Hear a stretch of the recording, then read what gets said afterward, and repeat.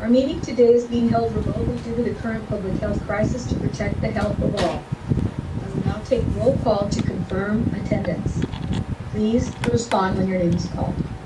Supervisor Mitchell. Good morning, President. Thank you. Supervisor Kuel.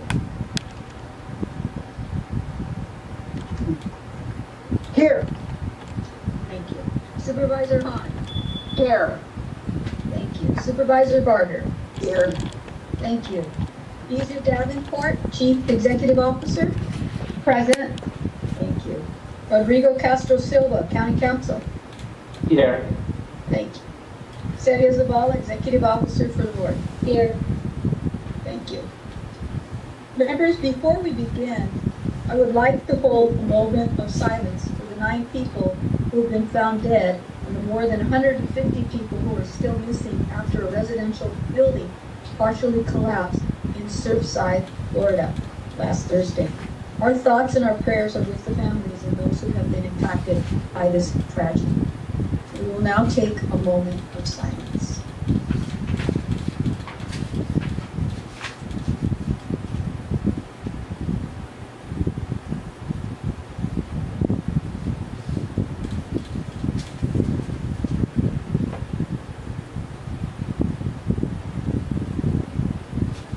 Thank you.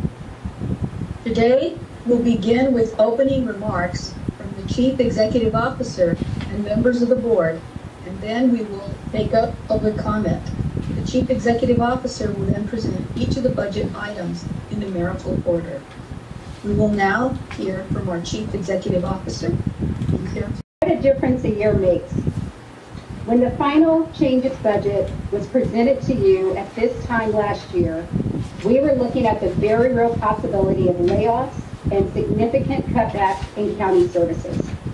At that time, some of the pandemic's biggest challenges, including a devastating winter surge and skyrocketing public need for safety net services, were still ahead of us. Today, our revenues are beginning to rebound. All sectors of our economy have reopened as of June 15th, and more than 10 million doses of vaccine have been administered to our residents so far. Our planning to reopen county buildings to the public is well underway, and some of our facilities, like our libraries, museums, and parks, have already resumed in-person services. I'm proud to say that with the board's leadership, Los Angeles County rose to meet the public service challenges of the past 16 months, and we are now ready to build on the momentum of service and action to support an equity-focused recovery for all of our communities. I want to talk a little bit about final changes budgets, which supports your board's key priorities. The $36.5 billion final changes budget before you today reflects an increase of $300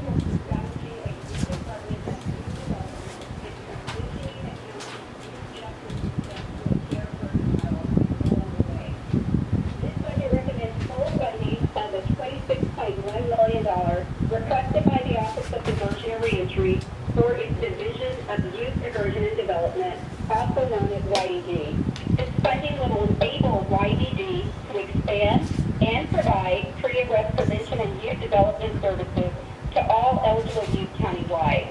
That means that in the fiscal year beginning July 1st, 100% of the 6,500 eligible youth for these services will receive them. Increasing these services should lead to fewer youth entering the probation system in the first place. I'd also like to provide some clarity about the level of funding we are recommending and the timetable involved.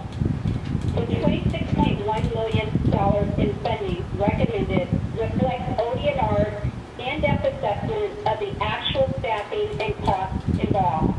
This funding level achieves the same level of services but at a lower cost than those that was initially estimated in 2020 by a consultant without the benefit of this in-depth analysis. Let me be clear, we are on target and moving forward on the multi-year timetable directed by your board to transfer our juvenile justice system to the Care First model by 2025, pending resolution of all of the necessary legislative, labor, and budgetary issues. In addition to funding the funding I just mentioned, are also looking closely at the use of our AB 109 revenues and expect to have additional funding recommendations aligned with your board's Care First vision when we return in October for the supplemental budget phase.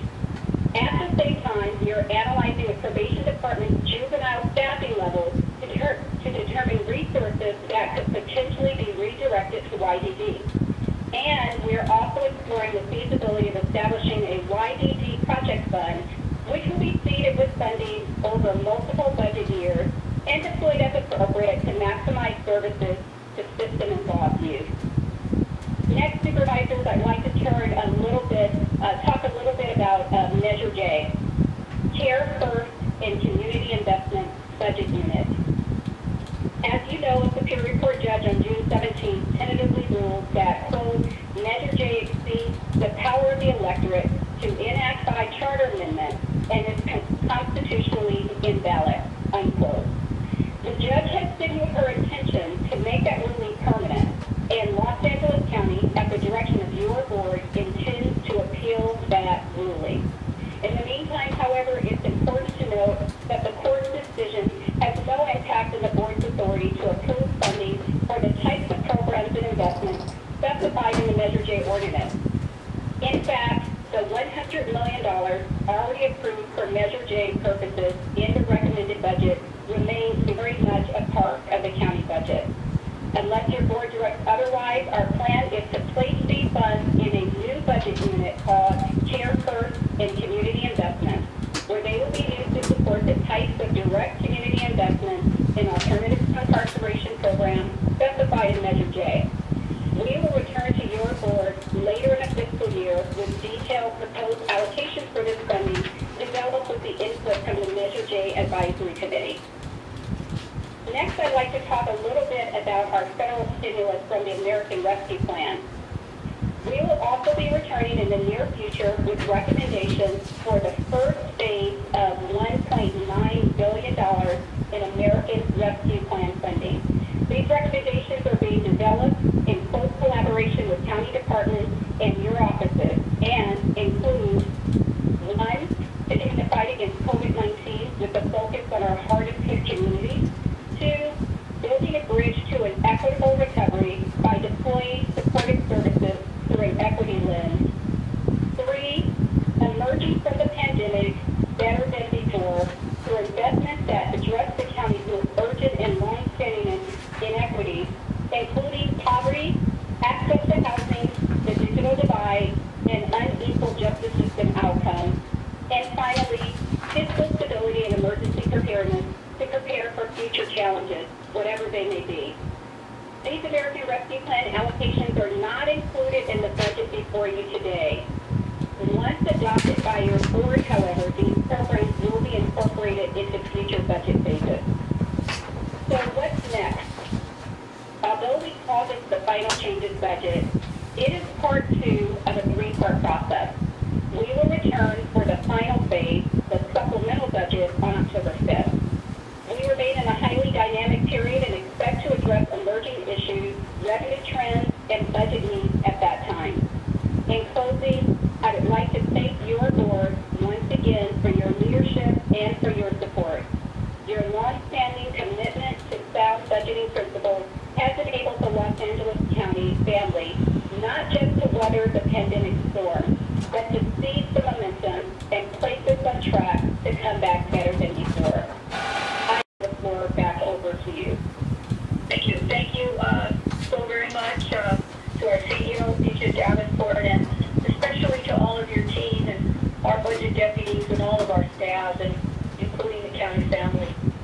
And I also want to thank our county department heads and their staff and everyone for their continued support and work on the budget as we make adjustments and what is our new now in terms of our workplaces.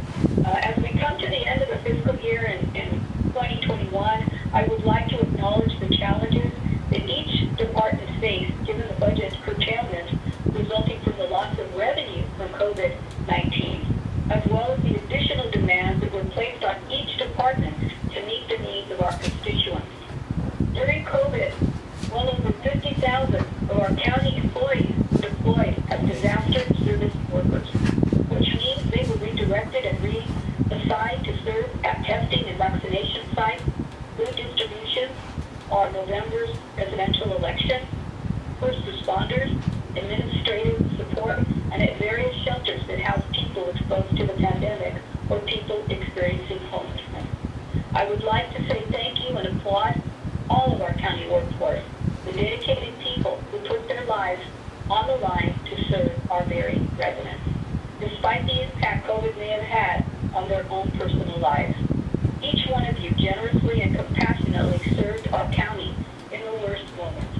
And I know members of the board, truly are thankful to you. And now, July 1st, which is coming up, marks the beginning of the new fiscal year. And I'm very pleased that the county is heading into the new year in a strong fiscal position. The county's revenues are stabilizing and are better than what was initially estimated. We received the first tranche of the Federal American Rescue Plan, $974 million. And I'm pleased to inform you that this year again, the county received the highest possible short-term credit rating on our current tax and revenue anticipation notes, despite the impact COVID had on our economy and our budget. And the spending and hiring freeze that I co-authored with Supervisor Barger last year in response to the pandemic have helped us remain within budget and avoided layoffs. All of these milestones give us hope for the upcoming fiscal year, but there is still much left to do. Our economy, as you know, is reopening, so we must continue to focus on ensuring an equitable distribution of vaccines so that anyone who wants one can get one. As of June 20th, over 10.2 million doses have been administered, with 67% of residents over 16 have received at least one dose. 15% of the same population being fully vaccinated. We led by being the first county in Southern California to enter the state's yellow tier by 2 weeks, and is now the county with the lowest positivity rate in the state. This is a testament to all of our collective efforts. And for our residents 65 and older, 87% have received at least one dose, and 67% are fully vaccinated. In fact, just as an example, in the district that I represent, East Los Angeles, for example, 87.8% of residents 65 and older have received one dose. That demonstrates our hard work in reaching our communities most impacted by COVID-19. However, we know that we have more work to do. Black and Latinx communities that are not vaccinated remain especially vulnerable to the virus. And we have already begun seeing that as case and positivity rates have increased just in the last few days. We also need to make sure that our families and residents stay housed, because homelessness continues to be our most pressing problem. So I'm pleased that the motion I co-authored with Supervisor Kuel passed last week that extended the eviction moratorium to the end of September. I also remain committed to closing the Lynn Central Jail, and by passing the motion I authored in April with Supervisor Kuel as my co-author, funding is set aside dedicated for the demolition of this facility. This is, as you know, a critical step to ensuring we stop using our jails as a place to put people who have nowhere to go, such as people suffering from mental health crisis or people experiencing homelessness. Simultaneously, we must continue to invest in community programs that will support people leaving our jails when they return to their communities. And we must set up an infrastructure to prevent people from getting involved in the carceral system to begin with. And most importantly, we have to back our words of equity with real actions to serve the underserved and underinvested, especially those in our Black and Brown and low-income communities. Fiscal year 21-22 final changes budget is $36.5 billion and a total of 814 budgeted positions. And I'm pleased that the budget reflects many of my own priorities as chair, such as 931,002 positions to fund the anti-hate program in response to my March motion, 3 positions in the CEO's Office of Emergency Management, which I'm pleased to be overseeing, and know this will help us with our county's cooling centers. 3 positions in the medical examiner's budget to address increased caseload as requested under a letter that I submitted. $17.3 million for youth diversion and development that reflects the first investment in youth to the board's commitment to transition to care first. As I also allocated $192,000 of my own office discretionary funding to further augment something I believe in, the Parks After Dark program through the County Department of Arts and Culture for parks in my district. In closing, I am indebted to our constituents that we represent in the county, and I also want to thank my colleagues for their continued partnership and leadership every step of the way, including as we move forward in our budget deliberations today. Together, I'm confident that the budget will help us not only meet the immediate needs of our communities as we emerge from the pandemic. We have to create a pathway with critical resources that lead to a healthy and vibrant community for all. With that, I also do have a question for our CEO, and I'll direct it. Ms. Davenport, earlier you mentioned the Youth Justice Reimagined report and the fact that your office has identified $26 million to expand youth diversion services to 100% of all eligible youth countywide. Can you please explain how YDD would be able to serve 100% of eligible youth countywide with $26 million, and share what other work is underway to implement the Youth Justice Reimagined report? Thank you. Thank you, Madam Chair, and thank you for the opportunity to provide some clarity and unpack this information, because I realize that there are different figures floating around regarding what it would take to expand youth diversion. If permitted to do so, allow me to provide a little bit of background, because I think it'll help place the answer in context. So on October 30th, the Hayward Burns Institute, who was hired to develop a plan to transition a county's youth justice system, issued a report. And the report, among other things, proposed establishing a new Department of Youth Development, which would be responsible for providing county-based prevention and diversion, detention and alternatives to custody, and post-release support by assuming functions currently performed by probation juvenile services that would ultimately convert those services into a youth-centered, trauma-informed, and restorative model. Ultimately, those services would then be transferred to the new Department of Youth Development. And so in November 2020, your board adopted the core values of that report, and you also committed to establishing a care-first model for our juvenile justice system by 2025. The consultant's report was divided into 3 phases, phases 1, 2, and 3. They were about 18 months long, each one of them, and we are currently in phase 1.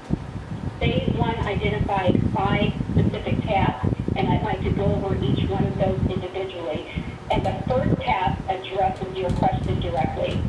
The first task, and I believe the most foundational task, was to expand the existing pre-arrest diversion programming countywide.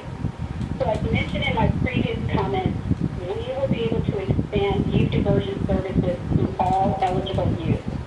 The consultant estimated that the cost for the expansion would be approximately $60 million. Since that time, we have worked directly with the Youth Development and Diversion Unit within ODNR to identify more accurate costs and to refine that estimate. YDG went back and did refine their numbers and determined that the actual cost to expand, or the price, the funding needed to provide services to 100% of all eligible youth is $26 million. So this is the figure that will be funded in fiscal year 21-22 to expand youth development diversion services to 100% of youth, eligible youth countywide. The next recommendation in that consultant's report under phase 1 was to increase capacity building among youth-serving agencies. Essentially, these are our community-based organizations, which are oftentimes help to form the backbone of our service delivery model. Here, we are looking at federal stimulus funding as a possible funding source to focus on youth-serving agencies. We know that there is a number of ways to engage in this work. One, we can increase technical capacity, technical assistance to these community-based organizations. And another way is to increase capacity, their own capacity to serve more youth. And so that work and planning is underway. We know that we have other efforts underway in the county to increase capacity of community-based organizations, but a lot of those efforts are currently directed at the adults and not youth. And so we are looking at the federal stimulus funding in order to expand capacity for the youth-serving community-based organizations. There are 3 additional recommendations from the consultant's report in phase 1. The third recommendation was to work with probation to improve alternatives to detention, and this is also a very important recommendation. And this work is also already underway. The Alternatives to Incarceration Office here in the CEO's office has been in discussion with the probation department on this issue. We know that one key question is funding. We know that the probation department receives funding that must be used for specific purposes. For example, they have funding that must be used to serve youth who have been adjudged wards of the court. They have other funding that must be used specifically for halls and camps. However, knowing this, that doesn't mean that we can't do anything today. And so the question here is, how can we work with probation to modify their existing service delivery model to improve those alternatives to detention? And as I stated earlier, this work is underway. There is a fourth recommendation very closely related to the third. That recommendation was to work closely with probation and community-based partners on the development of re-entry services and support. Again, this work remains in progress. A lot of this effort will be tied to the work that I previously discussed in response to the third recommendation relating to alternatives to detention. And again, one of the things that we're focusing on is we realize, and in the consultant's report, they realize that some of this funding cannot be transferred to YDD or to a new Department of Youth Development at this time, and that legislative changes will be necessary. But again, the question is, what are those things we can do today? What are those things, what are those changes that can be made within the existing service delivery model within probation that would align with these 2 recommendations? And then finally, Supervisor, there is the 5th recommendation. It relates to support for funding for establishing the new Department of Youth Development. That's a phase 1 recommendation. The consultant's report estimated or recommended that at least $15 million would be used for this effort. This is, again, an ongoing process, and it has multiple moving parts. So first, we have asked YDD to work with their consultant to develop a staffing plan and a budget for the new department. So there are a lot of things that are unknown at this time, particularly because this will be a department built from scratch. So some of those questions are, what is the service level? How many youth will be served? What are the appropriate staff levels in the position? What will the supervisor to staff ratios be? What will be the administrative structure of this new department? How many folks in personnel and payroll and training? And I know that these seem like very mundane administrative tasks, but these are the foundational elements of building out a budget for a new department. And so we have been in discussions with YDD, and we are looking forward to hearing back from them as they work with their consultant to submit to us the proposed build-out and the estimate for the new department. Another very important component of that is actually job descriptions and classifications that will need to be created.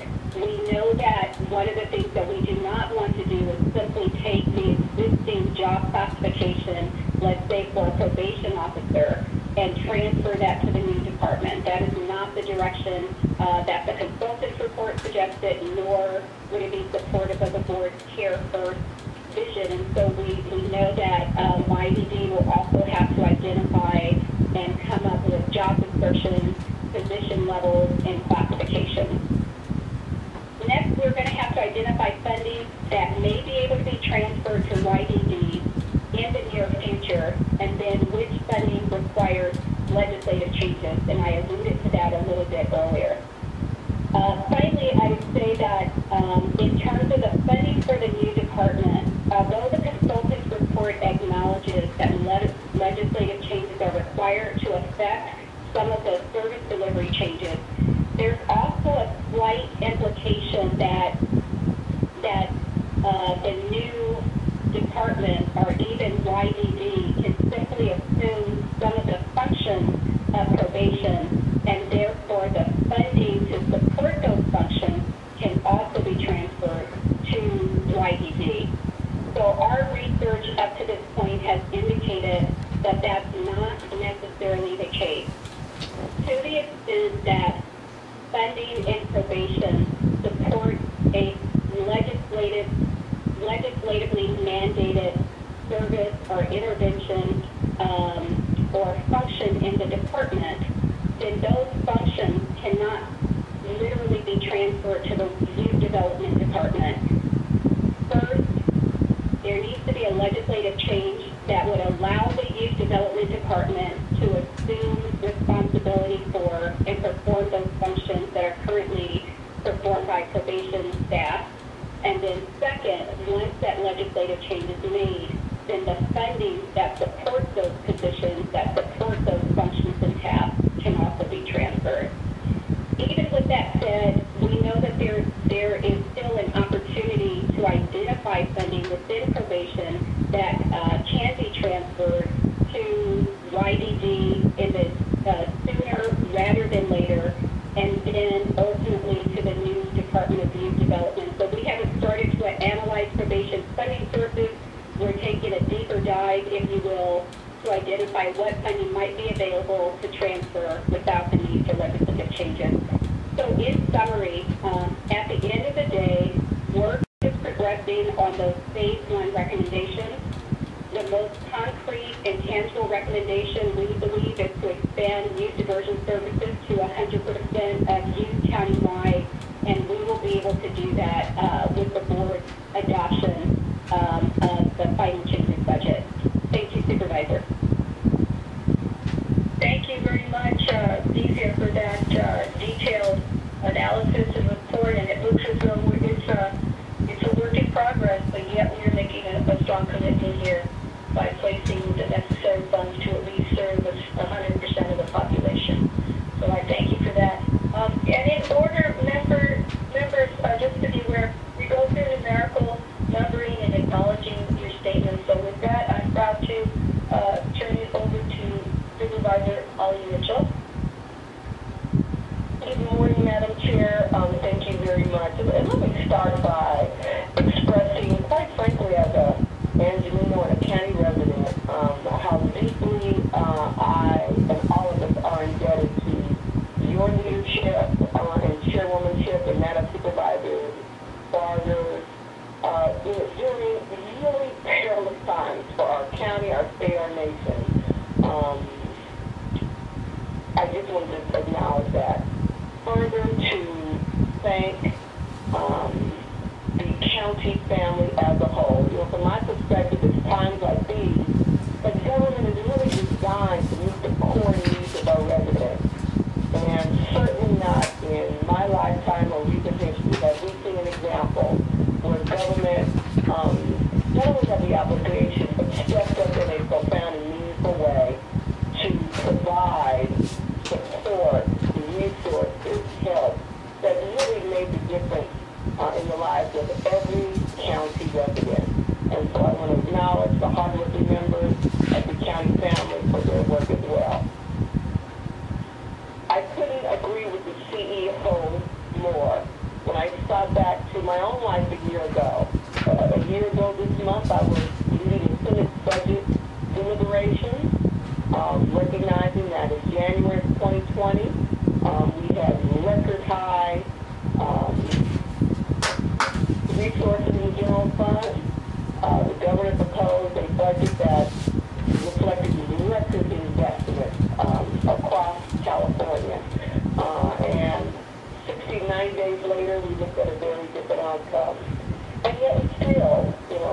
California and the county persevered. The lake analysts were then able to, acknowledge the fact that things weren't as dark as we thought they were. The federal government, the newly elected federal government came in and stepped in to provide the CARES Act and resources that all of us needed in local government to continue to provide critical life-sustaining services. And so I'm very appreciative of having the opportunity to join the county at this interesting intersection in our history, a time of great need, but also a time of great opportunity for investment. And while I spent 10 years in the state legislature, serving in leadership and budget committee, as subcommittee chair, and my last leadership for the budget committee, this clearly is my first rodeo with the county budget process. But I brought a lot of what I've learned those 10 years with me, quite frankly, to the table. I'm clear that budgets are a reflection of our values. And from my perspective, community input can and must have a large impact on that process. So we engaged in outreach here in my office, and the purpose of this outreach was really to encourage more public participation, inform and create space for communities to be involved in this process. The process always helps to inform me and shape how I respond to the needs of my community. We did that a variety of ways. My office actively engaged the community in discussions surrounding the budget, including a public discussion of the county budget, a community survey of budget priorities. We conducted multiple stakeholder meetings around other funding opportunities, such as the American Rescue Plan. And so I'd like to thank the hundreds of members of the second district that participated in these opportunities and shared their feedback, concerns, ideas, and insights. I'd also like to thank my brand new team for leaning in with me and engaging in the process. So what did we hear? We heard that equity must be at the forefront of all aspects of our budget process as we determine the allocation of the county's resources. As you heard Madam Chair talk about our case positivity rates, have improved significantly county-wide, but they really do remain unequal across neighborhoods, as do rates of poverty, housing and food vulnerability, arrest, and even access to digital services. Decades of institutional inequity have led to negative health, wealth, and opportunity outcomes for marginalized communities throughout the county. As many LA County residents have experienced firsthand, the pandemic has only exacerbated these inequities. Therefore, I believe we must invest in communities that have received the least amount of resources in the past and face the most significant consequences as a result. Based on that experience, I'm proud of the fact that we've offered and put forward multiple motions that encompass equity through the arts, county contracting, and the delivery of county services. I'm pleased to see that the final changes budget includes new ongoing funding for the Community Impact Grants Program and increased funding for the Office of Diversion and Reentry, as well as the Youth Development Division. I look forward to continued development of our Care First Jail Last priorities and youth justice being reimagined. I will continue to advocate and push for the county to use an equity lens to ensure the distribution of benefits are delivered to our communities and neighbors who, again, have the greatest need. As we move forward in allocating resources to the county's annual budget process and through the special allocations like the American Recovery Plan, federal stimulus, and our local care court community investment fund, it's essential that we ensure that resources are allocated to where they are needed the most. In adopting this budget today, I'm clear that the board will not end the county's annual budget process.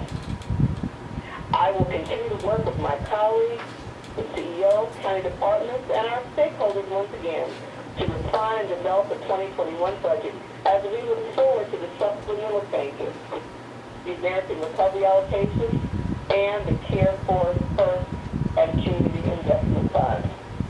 Thank you very much, Madam Chair, for the opportunity to share my perspective on this year's budget deliberation process. Very much.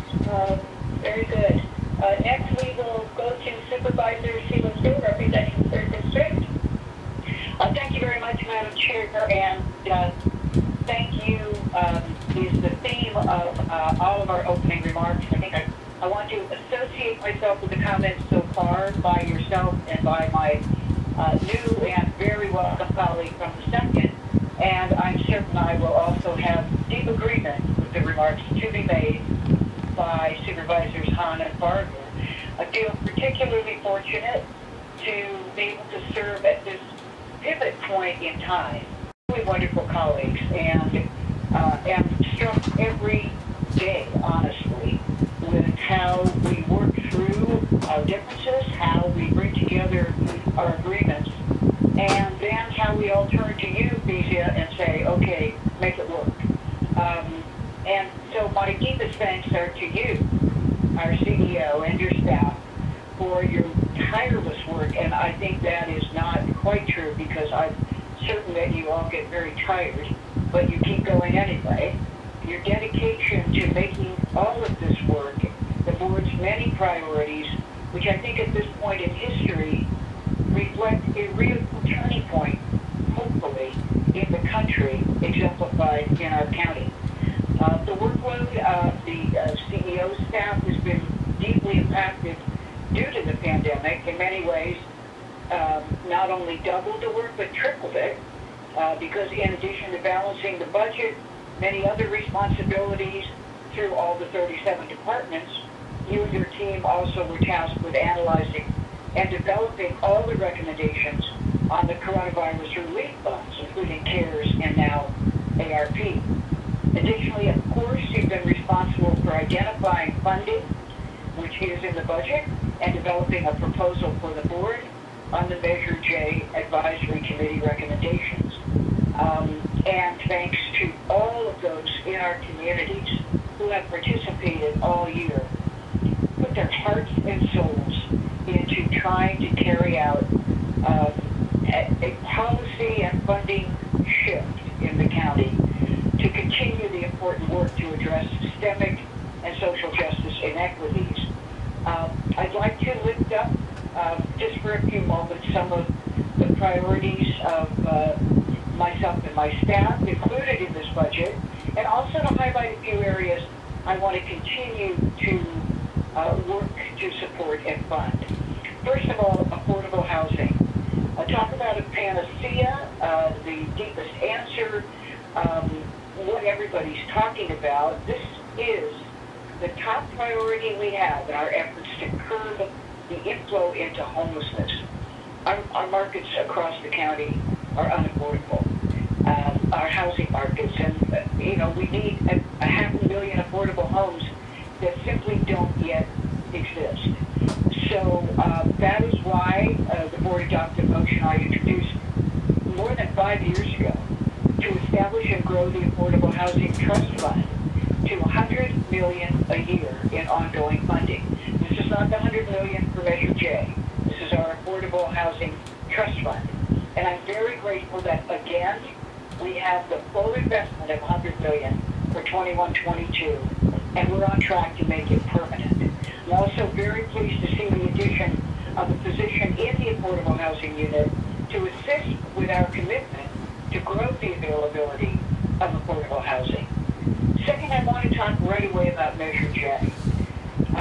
In response to years and years of community advocacy, the testimony of people with lived experience, solid scientific research, this board made a commitment to building a Care First, Care Last system in LA County and lifting up community-based organizations and services to help restore the health, the soul, the good life of all the people who live here. And when we voted to put Measure J on the ballot last year, we had already made a decision to embrace the systems change. But we wanted to give the voters a chance to ratify that decision, and as I expected, it passed. There's no doubt that the majority of LA County residents want to see this shift in funding so that we can make the necessary investments. Now, since the measure passed, there's been huge engagement from diverse community members from all over the county who come together for meeting after meeting after meeting after meeting, brainstorm, discuss, and carefully prioritize recommendations. The seriousness of their purpose and their commitment is impressive. With the preliminary court ruling, we look to have hit what I hope might be a temporary legal roadblock. But the road before us still looks much as it did before the ruling. Do we have voters' strong support for this? Yes. Do we want our budget to reflect our values and priorities? As Supervisor Mitchell said, a budget always does. And Measure J, or what is contained in Measure J, is a mechanism to help us do that. I want to see the ruling appealed, but you know, if we lose that appeal, I want to continue to embrace it as a guiding principle. This budget allocates the first $100 million in ongoing funding for the priorities identified in Measure J. As far as I'm concerned, these investments should continue to grow just as was envisioned, and nothing really prevents us from doing that. The second priority, young people. Long discussion about YDD, but you know, we have many young people who are just as involved, but many who are not. And I am really pleased to see in this budget the board renewed our commitment to children and youth from birth through age 24. We don't take this commitment lightly because, along with others, but pretty centrally, we are their stewards and really their protectors. Ensuring we transition to a care-first model is one of my top priorities, and much was reported about YDD, and I won't go over it again, only to praise it. It's a great start, and I look forward to more work on that. The Division of Juvenile Justice, the state's down payment in the amount of $8.3 million in the first year for the transition from state, shall we call it caretaking, is also reflected in this budget. And we are in the midst of planning for a transition, working on a promising and thoughtful report to the board, not just where do we stick these kids, but how do we truly help them in a more humane way. The DCFS housing programs, I want to lift those up as well. I'm really glad to see additional state investment of almost $3 million in the DCFS transitional housing program.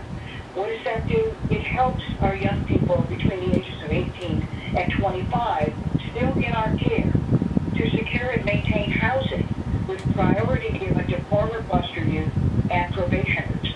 Plus, we're putting in an additional $1.7 billion for the Housing Navigator program, which is so basic to helping these young people secure housing and supportive services, especially to youth in foster care, to prevent their homelessness. Next, I want to talk about the LGBTQ plus community. And everyone says, well, why don't we have new letters every couple of weeks in this group?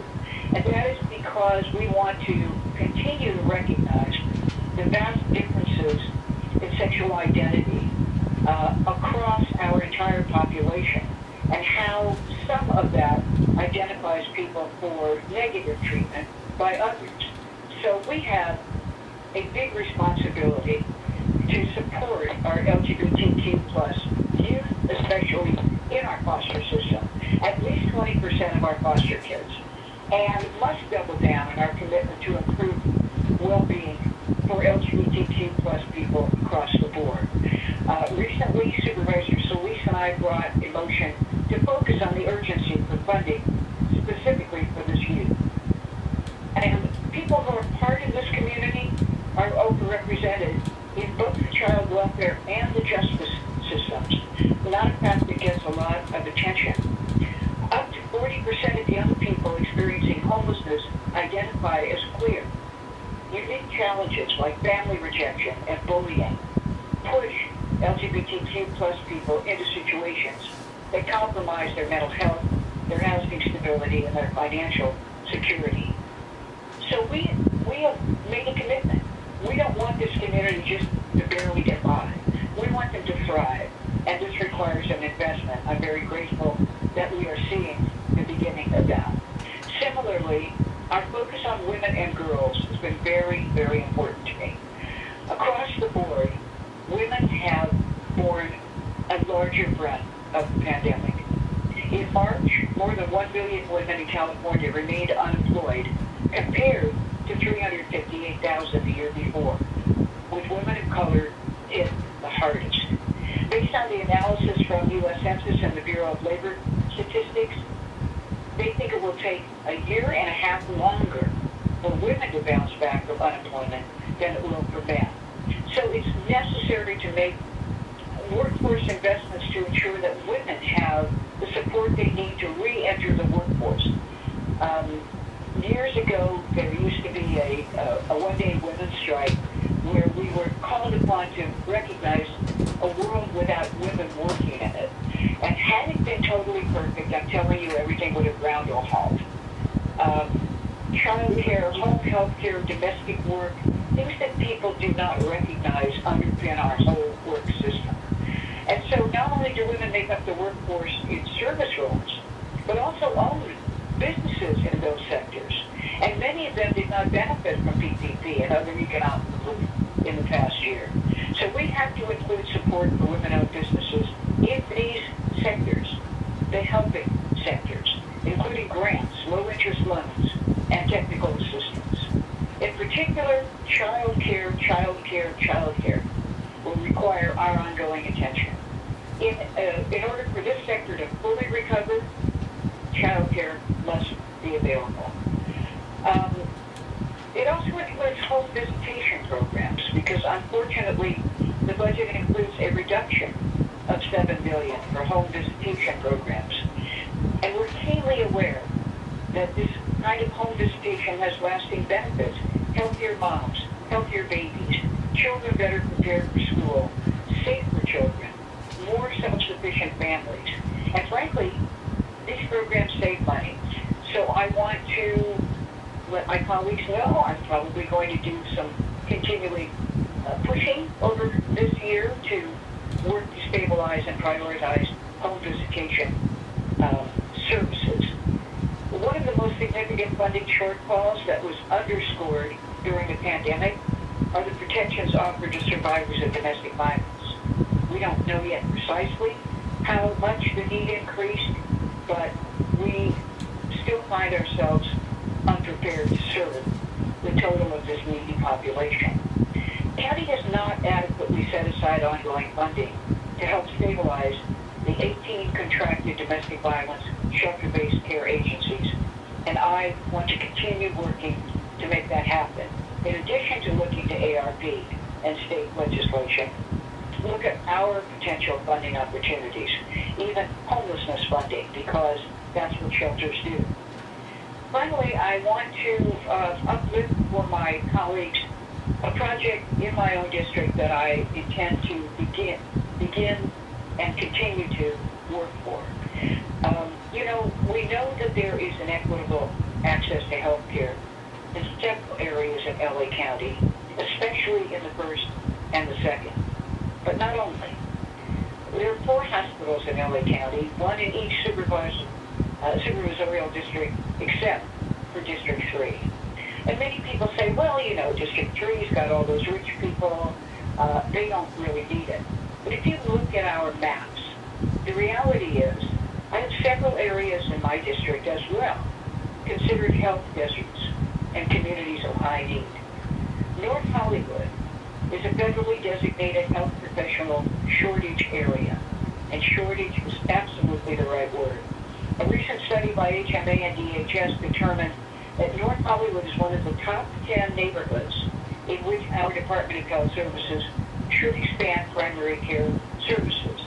So I'm hoping we can leverage existing county-owned property and support the development of a North Hollywood Integrated Health Center capital project. It will be the very first county health center built from the ground up with a vision of providing truly integrated care across all of our health departments and others with an unprecedented team care model, primary care, mental health, substance use, healing community space, and this to a community that has limited access to any of these services. So in conclusion, and thank you for letting me articulate these points, we're really at a turning point, a pivot point, not only in history, but in the county. And I really feel very, very privileged to be part of a team so committed to making this work for our residents.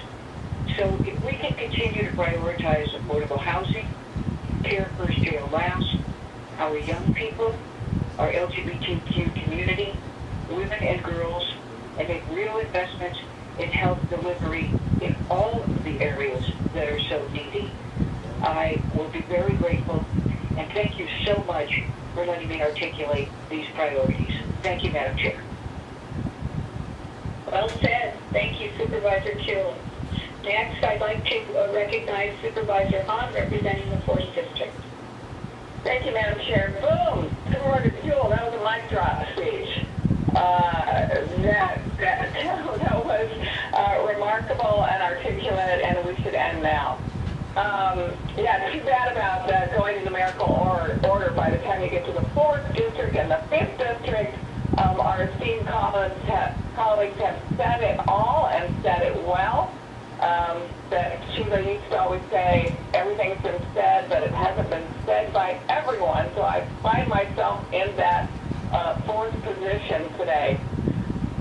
Maybe in the future for equity, we could go, we could start at 5 and go down to 1. Just a thought. Thank you, Madam Chair. Thank you for your leadership during all of this, and I will also associate my remarks with my colleagues in terms of the big thank you to our CEO and to her budget team, and acknowledge the incredible time that they've spent doing this and how important it is to get our budget to this phase. I know that you've worked long hours during, quote, budget season, which some say lasts for 6 months from the recommended budget in April through the supplemental budget in October, but I'm pretty sure they would agree that budget season goes from January through December every single year.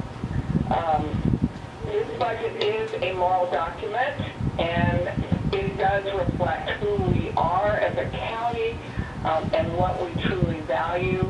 In a year that was painful and stressful and seemingly never-ending, we've had time to wrestle and be reflective with the way things have always been and the way things should be going forward. This pandemic has highlighted some already glaring inequities and untruths, and also helped us understand the things that worked well during the pandemic that maybe we should hang on to.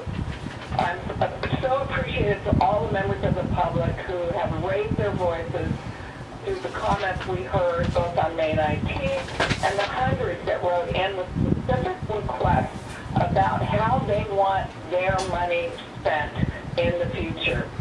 And much of the comments from them, and certainly from my colleagues on this board, over various meetings, over not just this year, but past years, have been about this care first, jail last style of monetary investment. And many of you have already touched on the fact that the courts have temporarily overturned Measure J, and what that either means or doesn't mean. But I think it's clear that the voters really did want to make sure that all future boards of supervisors would carry the same vision of care first, jails last that this board has so declared as important to us. And it's clear that the 5 of us have never wavered from this vision, have never wavered from this idea of investing in the front end of people's lives so that the back end doesn't end up in our jails, where we know the outcomes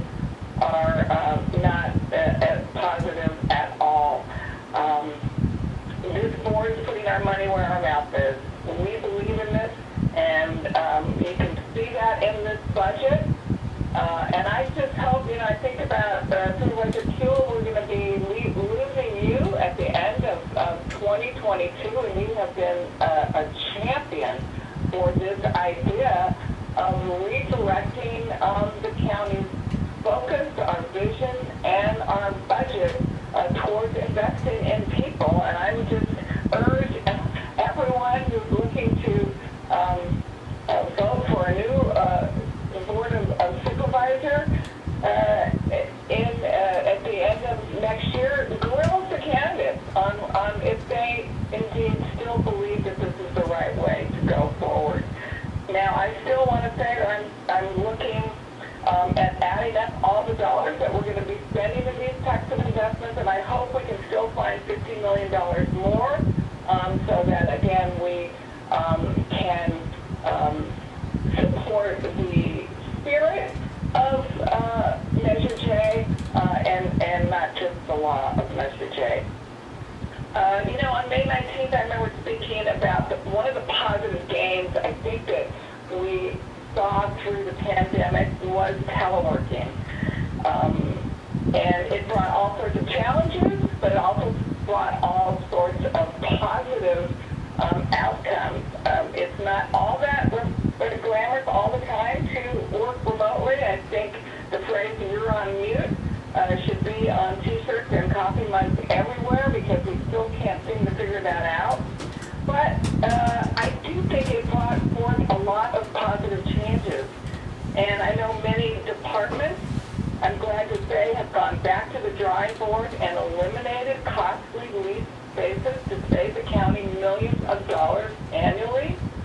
And they figured out how to leverage technology to replace antiquated ideas of requiring every person to be in a certain seat to perform a certain job. We know that not every job allows for working from home. Some people actually do have to show up in a specific place to do a specific job. But many of our county workforce can be flexible. And my goal was never for 100% telework, but rather to explore what other models of working exist out there and could work to the benefit of all LA County employees. We are still recovering from this pandemic. We're still emerging from this pandemic. We are not 100% on the other side yet. And there are still child care issues with many of our county employees.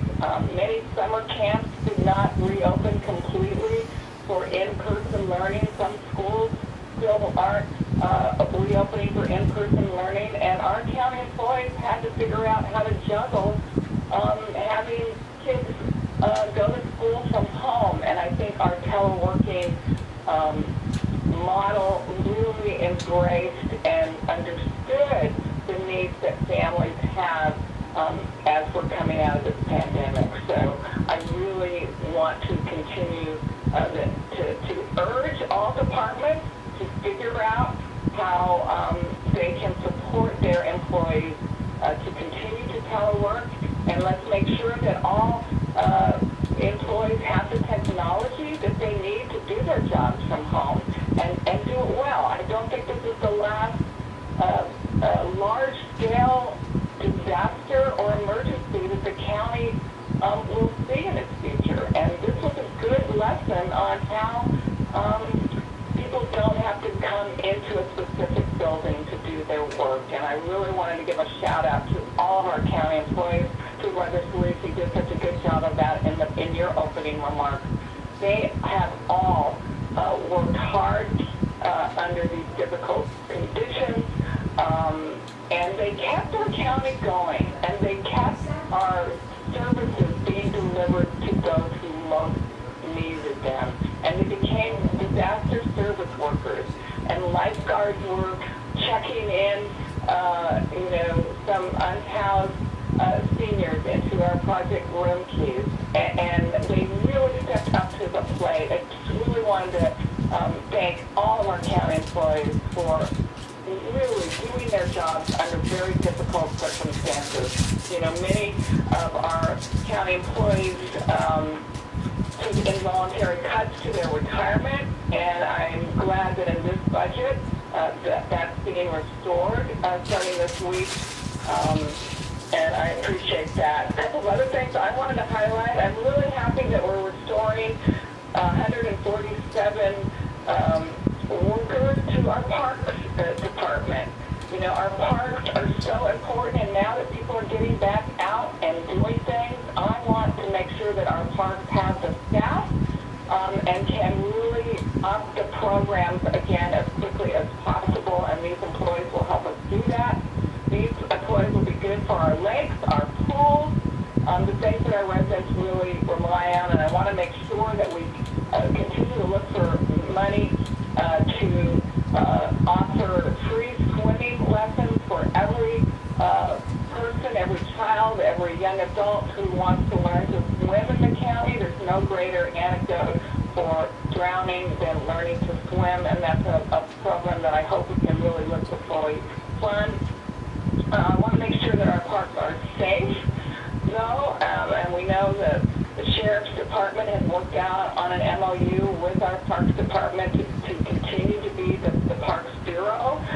It's very distressing to me that, you know, there was an incident recently in one of my county parks, the Navi Regional Park, where an older Asian man was attacked because of his race, and I was there at a rally Saturday supporting him and supporting the AACI community. So we want to make sure our parks are safe, and I'm glad that we're going to invest $1 million into the LA versus Hate campaign, as well as the 211 system, because I believe if there was one thing we understood was it is so true, particularly among our AACI community, that standing up and saying something and speaking out when there is an incident of hate, or when they can see bullying or harassment because of a person's race, that they need to say something. And 211 is that number,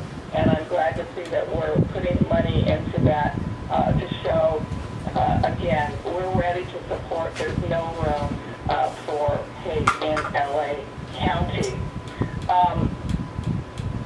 I know Supervisor Mitchell mentioned it, but I also wanted to say it's great to see that our newest department, Arts and Culture, is receiving funds to continue the Community Impact Arts Grant Program. This was really a hugely successful pilot program over the last few years, and I know local art organizations all over the county will benefit from this. I hear from them directly in my district that this was a much appreciated grant program.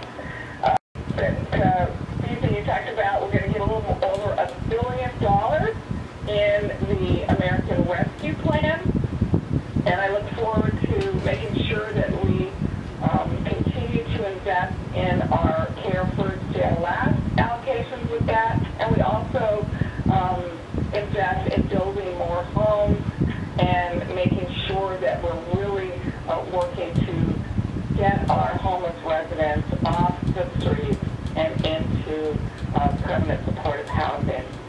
Great at Project Home Key is going to get money for another 450 beds. I still believe that, you know, master leasing motels and hotels is such a great model that really seems to be much more cost effective and efficient in immediately getting our unhoused neighbors off the streets and into safe, clean housing, 3 meals a day.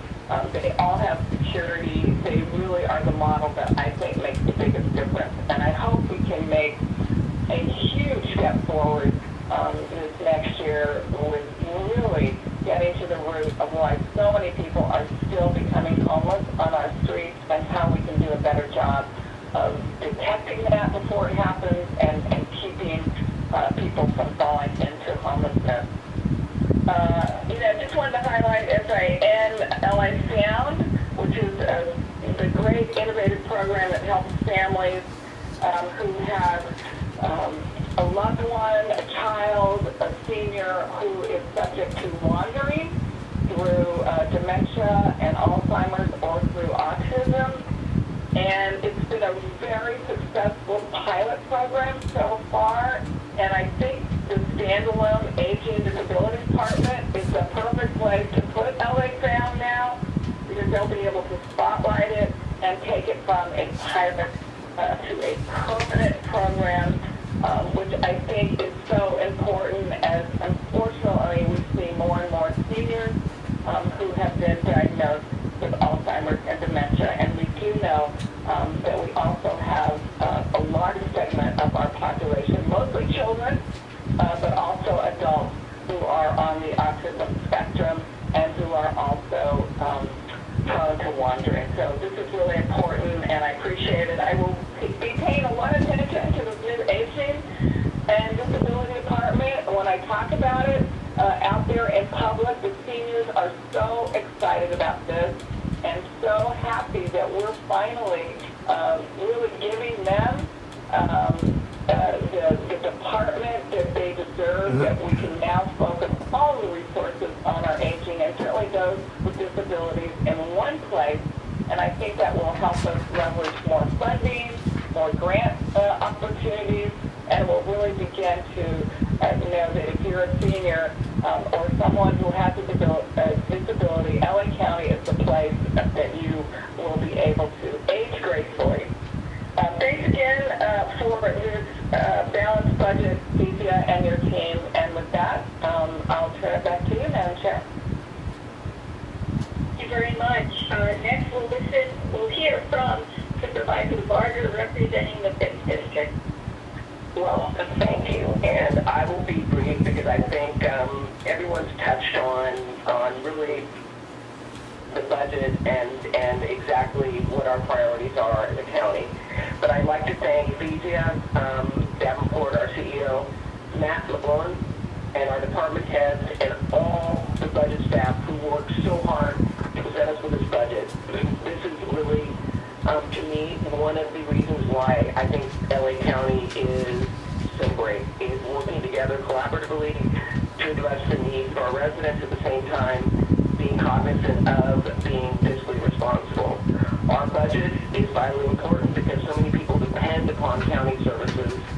We've seen demand increase, but hopefully as we enter our recovery, we will see our economy grow once again, along with our revenues. During COVID-19, we saw unparalleled reductions in revenue that we depend upon to provide these vital services in areas of public safety, child welfare, health and mental health services, and so many other areas. I am grateful that through the American Rescue Plan, we received one-time revenues to address these revenue losses and will assist us in transitioning back to a recovered economy. I look forward to seeing the funding recommendations for the American Rescue Plan in July. And, you know, COVID highlighted how strong our safety net system is, but also highlighted how much work we have to do as it relates to inequities in different areas, and Supervisor Kuel touched on it, as it relates to healthcare. And I saw it firsthand up in the Antelope Valley, many rural areas that were disconnected from being able to get the testing and the vaccine. And I think that highlighted for us a need to really take a look at areas within the county that are still facing the need to increase services both on the health and the mental health side. We must continue our fiscal prudence to weather difficult times and to meet demands of the public for essential services. I want to acknowledge the board's fiscal prudence with the establishment of a hiring freeze and the existence of a rainy day fund, which provided a much-needed cushion to ensure that we could carry out our responsibilities when the public needed it most. And we saw that last year. And again, that is exactly what the rainy day fund was put into play for, to help us bridge through those difficult times, which we were able to do. I would like to acknowledge and thank our CEO for allocating $13.9 million to this rainy day fund. This will bring us up to our full 10% set aside for the first time, and we will have a $731 million in this fund to provide us with fiscal support in the future if we need it. And again, I thank my colleagues for recognizing the importance of that, and Supervisor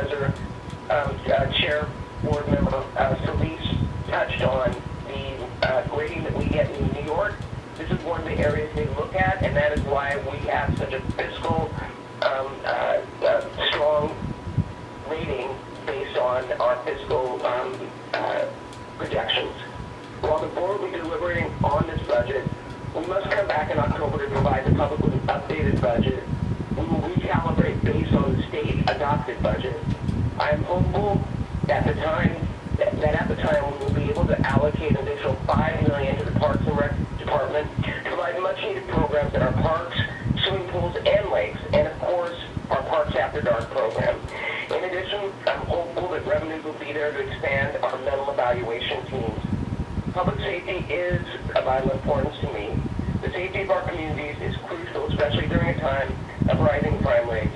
I support programs such as the mental evaluation team and other specialized resources to provide law enforcement with the tools needed to keep both them and our public safe. I would like to also highlight, Supervisor Kuel had mentioned the affordable housing. I agree we need to be focused on that, but especially as it relates to our transitional age youth. It's important for us to provide funds and housing for those leaving our system, and we need to support them to allow them to get on their feet, whether it be through education or through job training. I also want to talk about the Care First, Jail Last. It's important for us to make sure that we have capacity within our within mental health treatment, especially as it relates to drug treatment. So I hope that we can aggressively work toward building a system that will support the Care First, Jail Last. Otherwise, we'll be setting not only the system up for failure, but individuals coming in touch with our system. I want to also acknowledge, and Supervisor Hahn, you touched on this, our employees. During the COVID, I have to say that we saw the best of the best come forward. I am going to continue to advocate for a COVID appreciation pay for our frontline workers that showed up during these difficult times over the last year. I want to acknowledge each and every one of them, many who had to go home each evening after a very, very difficult day, and were concerned about the fact that they may have exposed their family to COVID, but yet they showed up and did the job, and we will forever be grateful for the incredible LA County workforce that showed up and really stepped up to the plate. So with that, I just have to say, because again, everything has been said, collaboration is the key. This budget and our county will only be successful when we work together. I would like to thank my colleagues for their commitment to the residents we are all elected to serve, and for each of your priorities. And if anyone has taken note, you will find that we are all on the same page as it relates to providing quality services for our constituents and providing the resources necessary both within the county but also in the private sector to ensure that we have a system that truly does support and protect our residents. Thank you, Madam Chair. Thank you very much, Supervisor Barger, and thank you also for your leadership when you were serving as chair during the pandemic and the start, and you took us through many hurdles and challenges. So thank you for your valor, and thank your staff too, because I don't think people fully realize that even though many of us were not here at HOA, some of us were, and I know you were, and you continue to be, as well as your staff and some of the others. So we want to thank you, and I would just encourage everyone that's listening, if they can, to take a look at the video that was released regarding our opening on June the 15th, and it showcases all the wonderful employees of the county that stepped up and did Yoda's job and just making sure that the county continued to function. I think you find it very pleasing, but also a way to say thank you to all of you. So with that, members, we're now going to turn to public comments. So let me read the following. As indicated on the posted agenda, we'll be taking telephonic public comments during today's meeting. The Executive Office of the Board received over 40 written public comments for today's meeting, and as those written comments were received, all of them were available to the supervisors for their consideration, consistent with the Brown Act's requirements. We'll continue to accept written public comments throughout the meeting, which will become part of the official record. Madam Executive Officer, please read the call-in information that was also provided on the agenda and explain the speaking rules to those members of the public who are calling in to address the board. Thank you, Madam Chair. As it is indicated on the agenda, members of the public wishing to offer public service should call 877-226-8163. Any participant codes and instructions. Each person will have 1 minute to speak on the agenda item. Our goal is to get through as many speakers as we can. When speaking on the agenda item, you must be on topic. If you're not speaking on topic, or if you cannot tell if you're speaking on an agenda item, you will get one warning from County Council or the chair. If you do not immediately or clearly get on topic, or betray off topic again, you will forfeit the rest of your time, and the chair will move to the next speaker. Please note, if you are also listening to the board meeting on a computer or speakerphone, you will need to turn down the volume on those devices as soon as the moderator calls on you, or there will be an echo. Moderator, may we have the first speaker, please? As a reminder, to address the board, if you have not already done so, please press 1 and 0 at this time. Do not press 1 and 0 a second time, or your line will be removed from the queue. Thank you. We will now hear the Spanish interpretation of this reminder. Como recordatorio, para dirigirse a las supervisoras, si aún no lo ha hecho, presione 1 y luego 0 en este momento. No presione 1 y 0 por segunda vez o será eliminado de la fila. Gracias. Thank you. May we have the first speaker, please? Our first participant will be Agati Shirikar. Please state your agenda item that you're addressing today. Good morning, and public comment on items 1, 2A, 2B, 3G, and general public comment. This is a VP Shirikar from Children's Defense Fund, California. I'm calling to urge the board to fully fund Youth Justice Reimagined at the $75 million. It is unconscionable that the proposed budget gives probation more money than was allocated last year, despite the reduced number of youth supervised and incarcerated by probation, and despite the county's commitment to transition to a care-first model. The budget gives almost $410 million to juvenile institutions, an increase of over $10 million from last year. This signals a commitment to caging and incarcerating youth over investing in their future. Increasing the juvenile institutions budget while woefully underfunding YJR is in fact a jails-first, care-last model. The county must downsize the probation and juvenile institutions budget in order to move towards no more probation staff, no more probation dollars, and no more camps or halls. Please fully fund Youth Justice Reimagined at $75 million. Thank you. Thank you. Next speaker, please. Our next speaker will be Karudi Paret. Please state your agenda item followed by your that you are addressing today.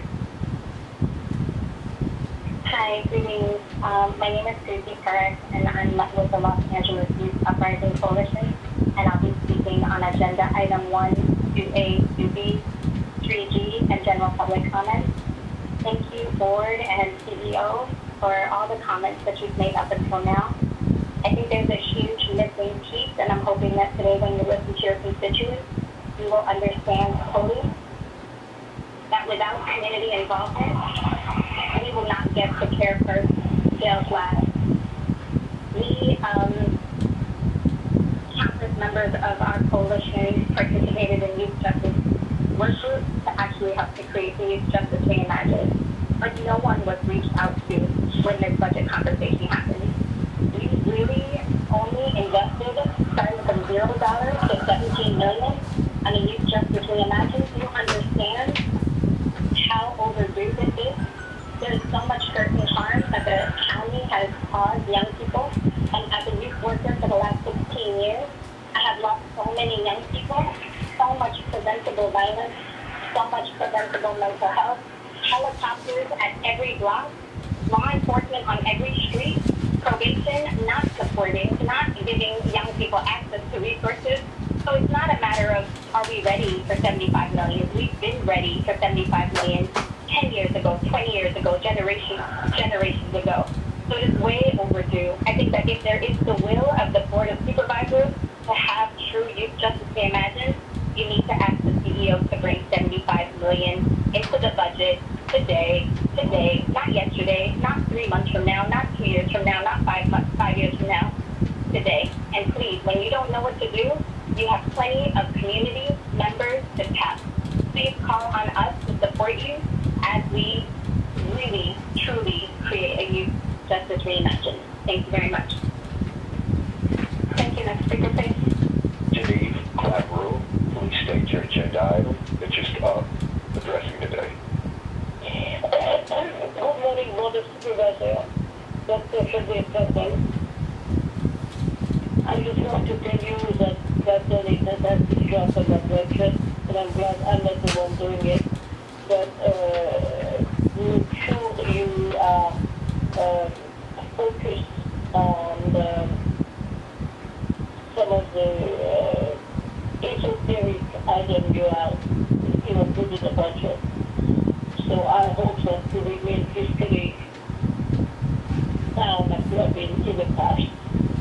Thank you for your good work and stay open the meetings as soon as possible. I think right now is like a really important issue that should have been part of the budget, the cost to reopen and so on. And I haven't seen it, so I thought maybe I overlooked it, but that should be part of it. Have a good day. Talk to you later. Bye. Thank you. Next speaker, please. Roy Humphreys, please state your agenda items. You may begin. Items 1 through 8. I'm Roy Humphreys, and something that was brought up by the CEO, and that is the demolishing of the men's jail, which is, as they say, throwing the baby out with the bathwater. It has all the facilities to convert it or repurpose it, as you like to say, to facilities for the homeless and transitional, so forth. So that would just be a pathetic waste of resources in $117 million. And further, we have other issues. As you put on the budget or on the ballot to defund the sheriff. How about putting a ballot measure out there for people to raise taxes? Because how are you going to? You want to cut services, as you have here in Rowland Heights, so forth. How about giving the people the option? Do you want to go third world, or do you want to go first cabin and get this stuff done properly? Also, we have the issue with the regional planning.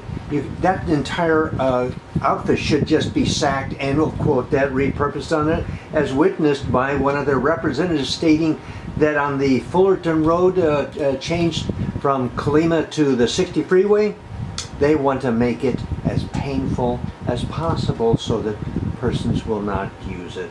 So thank you for all the good things you do, and I was going to mention about the complicity of the Sheriff's Department and the board in the burning of the Martinez house here in Rowland Heights, but we'll save that for the write-in situation. Thank you. Excuse me, your time has expired. May we have the next speaker, please? Olivia Shields, please state your agenda item. You may begin. Can you hear me? Hello? Yes, we can hear you. Please begin. Okay. Good morning. I'm Olivia Shields from the Urban Peace Institute, and I'm giving public comment on agenda items 1, 2A, 2B, 3G, and general public comment. As we know, the board unanimously passed a motion to fund Youth Justice Reimagined starting this year, and I'm urging you all to keep your commitment to the youth of Los Angeles County.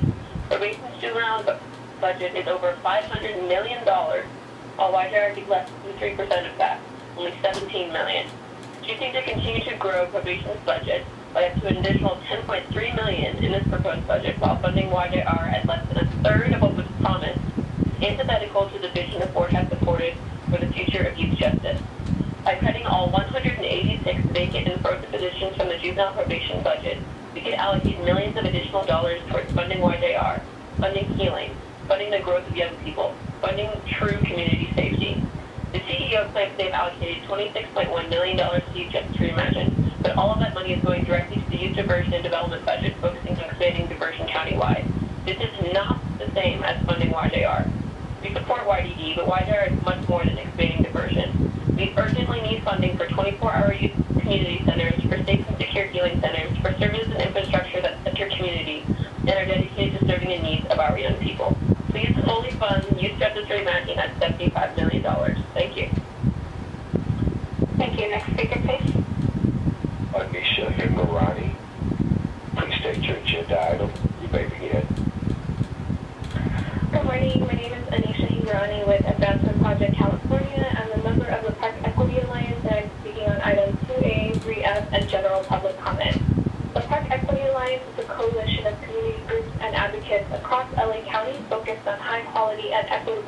investments of Measure A dollars and county resources to eliminate racialized park disparities. I'd like to thank the board for partially restoring parks funding, including Parks After Dark programming and 147 positions.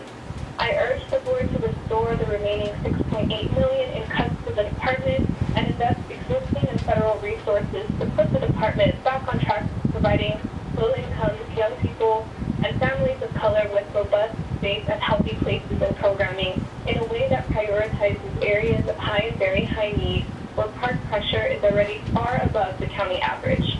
In addition, the Park Equity Alliance supports the urgent mandate of Measure J, which passed with 57% of the vote last year because Angelinos recognize that the jail-first approach long championed by the sheriff has fundamentally failed.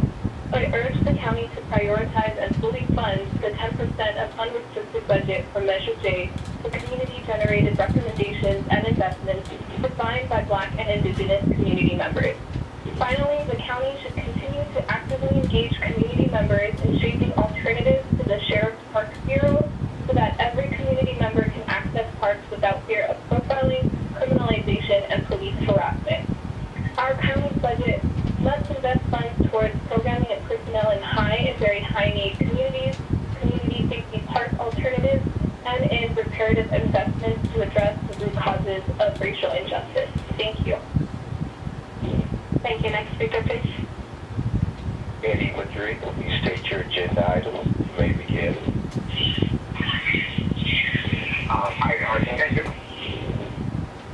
Yes, we can hear you. Please begin. Hi, good morning to everyone in attendance. My name is Eddie Madrid. I'm a youth advocate with the Academy Citizen Quarters, and I'm here to comment on items 1, 2A, 2B, and a general public comment and full solidarity to uphold Supervisor Barger and President fully fund Measure J and refund this absurd system with the city to get part of youth. At the age of 16, I was found unsuitable to be tried as a juvenile was tried as an adult. My life was ruined, and I spent almost 13 years of my life in a system that didn't offer me help. I was discharged to a system that traumatized me. No kid you ever had a life doing does the system rather than pay over money. You didn't fully fund youth development and our PDOs and not probation. The county budget puts probation on the sheriff's first and the youth last. It's to invest in a broader future for our youth rather than their incarceration.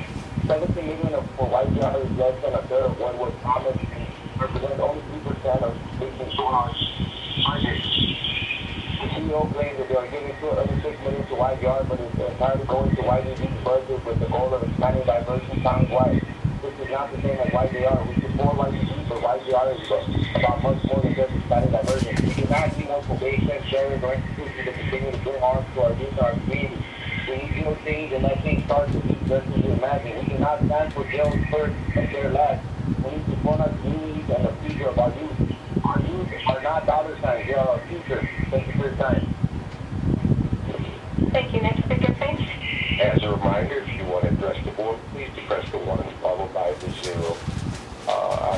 Our next participant will be Ellen Dicey. Please state your agenda item. You may begin. Hello, my name is Ellen Dicey, and I'm calling to speak on all of the agenda items and general public comment. Measure J is intended to correct the historical wrongdoings of a decades-long carceral infrastructure that fails to meet the needs of system-impacted communities. Instead, Measure J seeks to establish a care-first vision for all Angelinos. With more than 2 million voters saying yes on Measure J, the initiative set a minimum 10% set aside for locally generated unrestricted revenues for the Los Angeles County's overpopulated and dehumanizing criminal justice system. The Board of Supervisors has the authority to fund direct community investments and alternatives to incarceration without the mandate of Measure J. Measure J was meant to set a baseline for investment, and the board maintains the authority to implement the community-based solutions that were made through the Measure J community engagement process.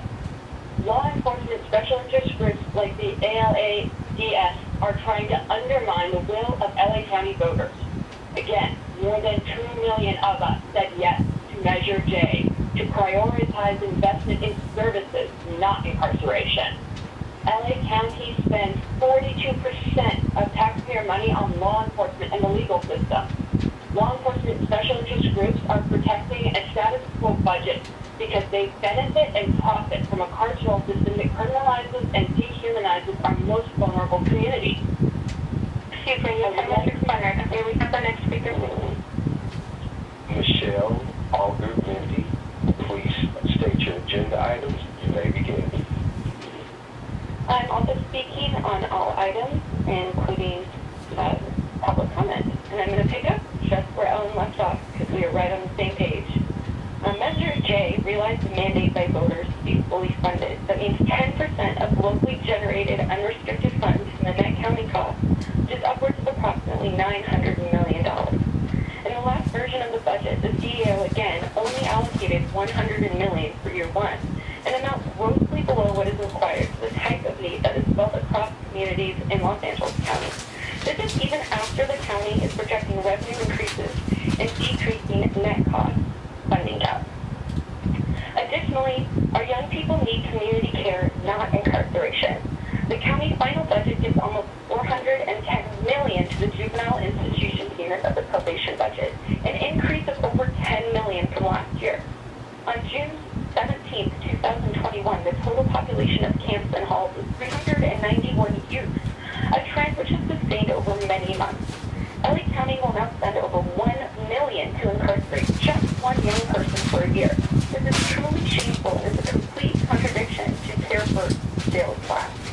When your budget does not align with your motions, it becomes very clear what your priorities are. Law enforcement first and youth development last. In November 2020, as part of the Youth Justice Reimagined and Care First jails last, and the LA County Board of Supervisors committed $750 million to youth development and began the process of defunding probation in the budget to be passed today.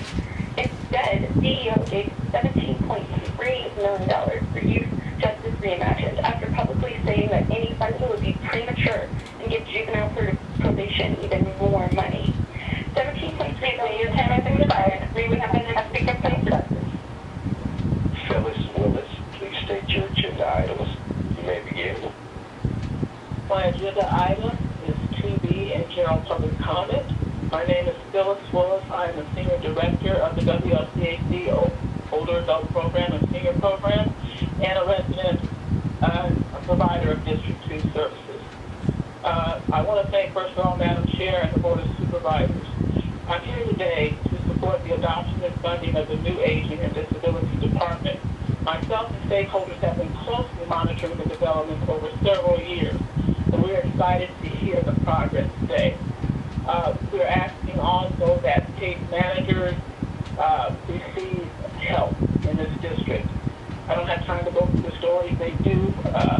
They deal with daily $300, $600 is what their clients actually make. So we bridge a lot of gaps, and especially in this COVID landscape. As you know, the number of older adults has grown during the last year and a half. The disabilities, chronic disease, food insecurity have continued to grow as we lost many lives during COVID. To address these growing inequities, we're also asking the rescue plan to increase funding for nutrition, case management, and to narrow the digital divide, especially for older adults that are Black and Latinx living below the poverty line. The new Aging and Disability Department has the potential to meet these challenges. As you know, by 2030, older adults will double that are 65 and older to 2.1 million. Right now is time in history to meet that challenge. The Los Angeles County older adults deserve an ambitious equity plan, starting with racial equity, social justice, and health equity. My time has expired. May we have the next speaker, please?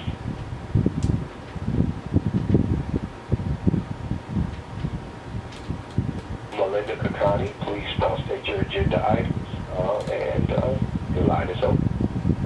Hi, I'll be speaking on items 1, 2A, 2B, 3G, and general public comment. This is Melinda Kakani with Children's Defense Fund California. The impression the county and its leaders have given is that there's no way you are invested in wanting people to know and have a say in where this $36 billion budget is going. Because if you did, you would never structure budget hearings, and that's in quotes like this. Transparency and accountability don't come from an hour and a half of patting each other on the back. It comes from asking hard questions, none of which I heard today. Second, pre-arrest prevention. That thing that you claim you're funding in the name of Youth Justice Reimagined. What is that? It appears nowhere in the Youth Justice Reimagined report. And if you're referencing diversion, then that alleged $17 million is actually going to YBD's budget, not the Youth Justice Reimagined vision. What this is gamesmanship, and people see it as that. These dollars are our dollars, community dollars, our children's dollars. Finally, motions focused on transforming systems that have historically preyed upon communities of color sounds wonderful in the moment, but we all know that budgets are the true reflection of our values and priorities. When we spend over $400 million on the incarceration of children and $17.3 to undo the resulting harm by investing in youth development, the board has indicated that their priority is maintaining the status quo, and that Care First Jails Last is just a catchy slogan. Thank you. Thank you. Next speaker, please. Nick Garcia, please state your agenda items. You may begin. Tommy Garcia with the Hospital Association of Southern California. I'd like to speak on item 2 in general comment. Good morning, Madam Chair and members of the board. I want to thank the Board of Supervisors for prioritizing mental health in terms of increasing beds and expanding the mental health urgent care center network. On average, 5 to 7 patients are detained in emergency departments every 24 hours. In a random survey, 28 hospitals collectively admitted 180 patients on a 5150 or a 24-hour period. Of this total, 103 were later detained beyond 24 hours due to inability to place.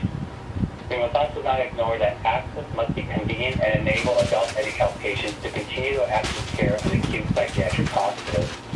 The urgency to build on existing access and capacity is further necessitated as the county expands PMRT and looks to close Mid-Central Jail. Finally, while COVID numbers in our county have edged upward slightly, I respectfully ask the Board of Supervisors to support hospitals via the American Rescue Plan.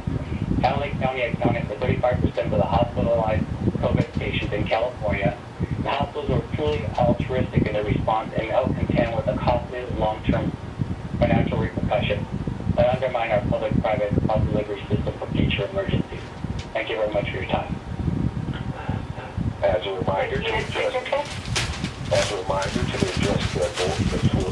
the board, please press 1010 to address the board. Line of Emilio Jenkins, please state your agenda item. You may begin. Good morning. My name is Emilio with the Youth Justice Coalition. I'm speaking on all agenda items and general public comment. Also with the LA Youth Uprising, and I'm urging you all to fully fund Measure J and Youth Justice Reimagined. YJC has been organizing for over 18 years to create a robust youth development department, specifically by moving our own tax dollars away from law enforcement and systems of harm. This is not a new concept. Please do not break your promise to young people impacted by this religion. In November, the board unanimously passed Youth Justice Reimagined to specifically move $75 million away from juvenile probation and into youth development. We need you all to put our money where our emotions are as a county. $17.3 million to expand YPD does not match what we celebrated as a massive community victory in the fall. Phase 1 of the plan calls for $55 million for community-based organizations already doing the work in our neighborhoods every single day for pre-arrest diversion, school-based support, re-entry, and peace building. In addition, the CEO budget recommendation also includes an increase of $10 million to juvenile probation. This means that LA County... Your time has expired. May we have the next speaker, please? Nicole Brown, please state your agenda items. You may begin. Hi, I'd like to comment on agenda items 1, 2A, 2B, 3G, and general public comment. Good morning. My name is Nicole Brown with the Urban Peace Institute in Los Angeles Youth Uprising Coalition. I'm calling today to ask you to challenge the status quo and fully fund Measure J, the Care First budget, and Youth Justice Reimagined. As the county struggles to sustainably fund efforts to reduce incarceration, it's difficult to understand how this year's budget granted substantial increases to law enforcement, especially as voters have consistently shown how we want our tax dollars spent through Measure J, Measure H, and Measure R. On agenda item 3G, let's be clear. Youth Justice Reimagined is getting $17 million, not $26 million. The Youth Justice Reimagined motion, which passed unanimously in November, directed the CEO to identify $75 million by winding down juvenile probation to fund this new vision. Yet probation's budget has grown. $17.3 million to expand YDD and restart the planning process is less than a third of what was promised. And while we are in full support of this, Youth Justice Reimagined is about much more than simply expanding what the county is already doing. The CEO's memo fails to even acknowledge many recommendations in the report. For instance, phase 1 of the plan calls for $55 million to CBOs to fund not only countywide diversion, but school-based support, re-entry, credible messengers, and peace builders. $17.3 million will not meaningfully fund any of these urgently needed services. There are many funding streams that can be leveraged to fully fund Youth Justice Reimagined, and we need to cut all vacant positions in juvenile probation and look at AB 109 Juvenile Probation Fund, and the Youth Offender Block Grant. Lastly, I would be remiss not to talk about the fact that juvenile probation's budget has grown. The juvenile institution's budget is set to spend $410 million to incarcerate less than 400 young people in the camps and halls. This is truly shameful. We have the next speaker, please. Miguel Cesar, please state your agenda item. You may begin. Good morning. My name is Miguel Cesar. I work at the Center for Transformation Schools at UCLA. I'm speaking to items 1, 2A, 2B, 3G, and general public comment. Take me respectfully and kindly, and I'm also speaking with frustration about having to show up again and again to ask you all to do what is reasonable, what is aligned to what we know about justice, and what the community has asked you to do. Everything I've heard today felt like damage control. The tone has changed, that's clear, and that is a reflection of people holding you all accountable. You say today that the budget is a moral document. I think it's an immoral document. You think of this as a testament to our values, it's a testament to the structural racism and injustice that was baked into this country institutions from the beginning. The being okay with the continuous hemorrhaging of public money to institutions that we now continue to harm our communities is egregious. When you ask us to be okay with platitudes, and also seem to be happy and proud of the state of affairs, when we're actually rapidly in a growing crisis, but also for those who are on the ground every day, we are not okay with those. For us, as for families of color and marginalized people in the city, we are reminded every day that the norm is violent, the norm is oppressive, and the normal budget, quote-unquote, including the incrementally performative budget, is endorsing a normality that is violent. We're not asking for extras, we're asking to pass a budget that does not endorse institutions that infringe upon the rights of people. Care cannot happen until we recognize, confront, and abolish the harm that is being done every day. On the committee, people ask... Your time has expired. May we have the next speaker, please? As a reminder to address the board, if you have not already done so, please press 1 then 0 at this time. Do not press 1 and 0 a second time, or you will be removed from the queue. Carlos Benavides, please state your agenda items. You may begin. Hi, I'm speaking on item number 2B. My name is Carlos Benavides. I'm honored to sit on the LACCOD, but I also chair the Patient Advisory Council of Ranchos Amigos, where I represent the disabled patients and their families and caregivers. So I understand the challenges that we face being disabled. I'm also a wheelchair user, but today I'm speaking on behalf of older adults and dependent adults who have been waiting too long to have a department that meets the needs of our growing community, of this growing population. There are many commissions that include older adults, but I feel that a program specifically that targets our older adults is what is needed. Thank you all for your continued support and the work and programs that you and the Board of Supervisors do. Thank you. Next speaker, please. Thank you, Montez. Please state your agenda items. You may begin. Okay. Hi, I'm here to speak on agenda items 1, 2A, 2B, 3G, and general public comment. I'm with the California Conference for Equality and Justice and Los Angeles Youth Uprising. So the board's decision to last November to invest $75 million to youth development and begin the process of defining probation marked your commitment to a long overdue transformation of what accountability, safety, and youth justice in LA County can look like. From a harmful and ineffective system based on punishment to one rooted in care, youth development, and the healing of our youth, families, and communities. We know that policing and probation disproportionately target Black youth and youth of color, and we know the harm and generationally enduring pain experienced by our youth who have and continue to be impacted by these systems. If you truly believe in care for Joe Black, this is a crucial opportunity that you cannot miss to align the county with motions you took and value you claimed in November 2020. Our youth families and communities can't wait anymore and deserve for you to do all that you can to invest in Youth Justice Reimagined and divest from harmful standard systems like probation and policing. Thank you.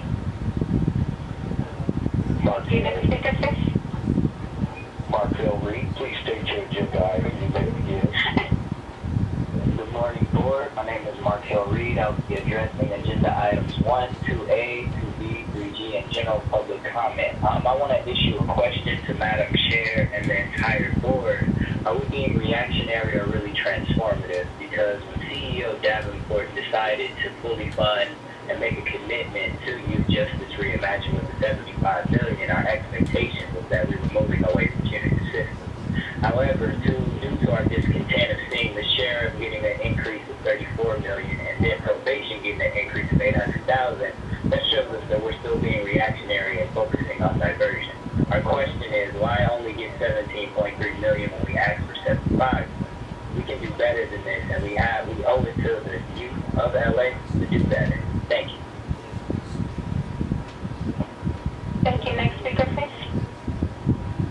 Black Jackson, please state your agenda items. You may begin. I'm sure. I'm going to speak on agenda item 1, 2, and 3, and I have no position. But good afternoon. Good morning. My name is Black Jackson with the Youth Justice Coalition for the Movement Coalition. I Los Angeles Supervisor Coalition.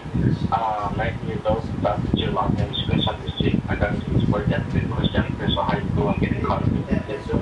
And then for the probation, this is when I found you with this dinner and ended up graduating on time from YJC, Fairlight High School in 2020. This issue has affected me personally my whole life due to the fact my brother got shot and killed by the Los Angeles Police Department 77 Precinct 1994.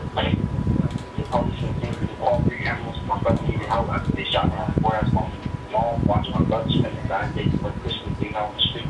Many people watched George Floyd die right in front of their eyes, which in my opinion has sparked the outrage and police activism we see today. Both my brother George Floyd should be alive today. To this day, along with tight visuals in my face, my brother died before making 20 years old, and I returned to him this fall. I'm involved in my social experiences, our similar to these situations are horrifying and haunted about what happened to us. Again, George Floyd and my brother are 2 of the same stories, even though they died 26 years apart. Today, we still invest billions in the police department and $0 in youth settlements here in LA County. So last weekend, police officers continued to kill about 3 Americans per day on average, virtually the same as 4 George Floyd murders.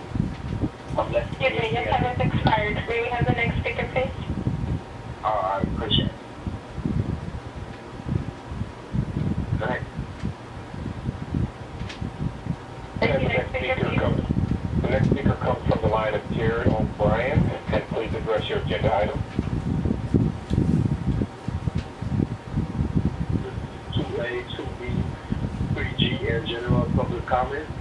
Good morning. My name is Jared with the Youth Justice Coalition. I'm here to urge the LA County DOS to fully fund Youth Justice Reimagined. $17 million for YJR is less than a third of what was promised and represents only 3% of the juvenile probation budget. It's been too long that youth have been neglected, tormented, and victimized by the system. Now to hear that we're not getting any funding, or listen to no funding, actually. I have been fighting for youth development for years and years. Year after year, we are disappointed by the patterns of hypocrisy and lack of empathy for youth that the Board of Supervisors show. We need robust youth development, and we need youth development all across LA County. We demand the funding of YJR, and we demand that the Board of Supervisors fully fund Youth Justice Reimagined. Thank you. And once again, if you have a question, if you have a question, it is 1-0 at this time. And we'll go to the line of Mello Lyford. Your line is open.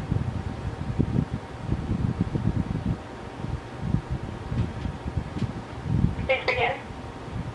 We'll go to the line of Jill Malone. Please address your agenda item. I'm going to make comment on all of them. I am calling from White People for Black Lives, and I am a substitute teacher with the Los Angeles Unified School District. Measure J is intended to correct the historical wrongdoings of a decade-long carceral infrastructure that fails to meet the needs of systems-impacted communities, like my students in the communities that they live in. Instead, Measure J seeks to establish a care-first vision for all entities. Our young people need community care, not incarceration. My students don't need to go to jail for any reason. They should not go to jail for any reason. We have supports in place in the community. We need to remove police from answering social and health crises when they are not needed and often cause more harm than good. They're just going to take a gun out and shoot people and shoot my students, and I don't want them around. They're unnecessary. We need to reinvest the $35 million annually spent on the Los Angeles Sheriff Department substations at our county hospitals towards hospitals-based community safety strategies. They're not doctors, they're not EMTs, and they're not trained to do any of those calls, so they don't need to be there. Meaningfully invest in bolstering services rooted in care, not harm, by ensuring organizations have the funding necessary to meet the needs of our communities, of my communities, where my students live and where I live. Planning for... Excuse me, your time has expired. Okay. May we have the next speaker, please?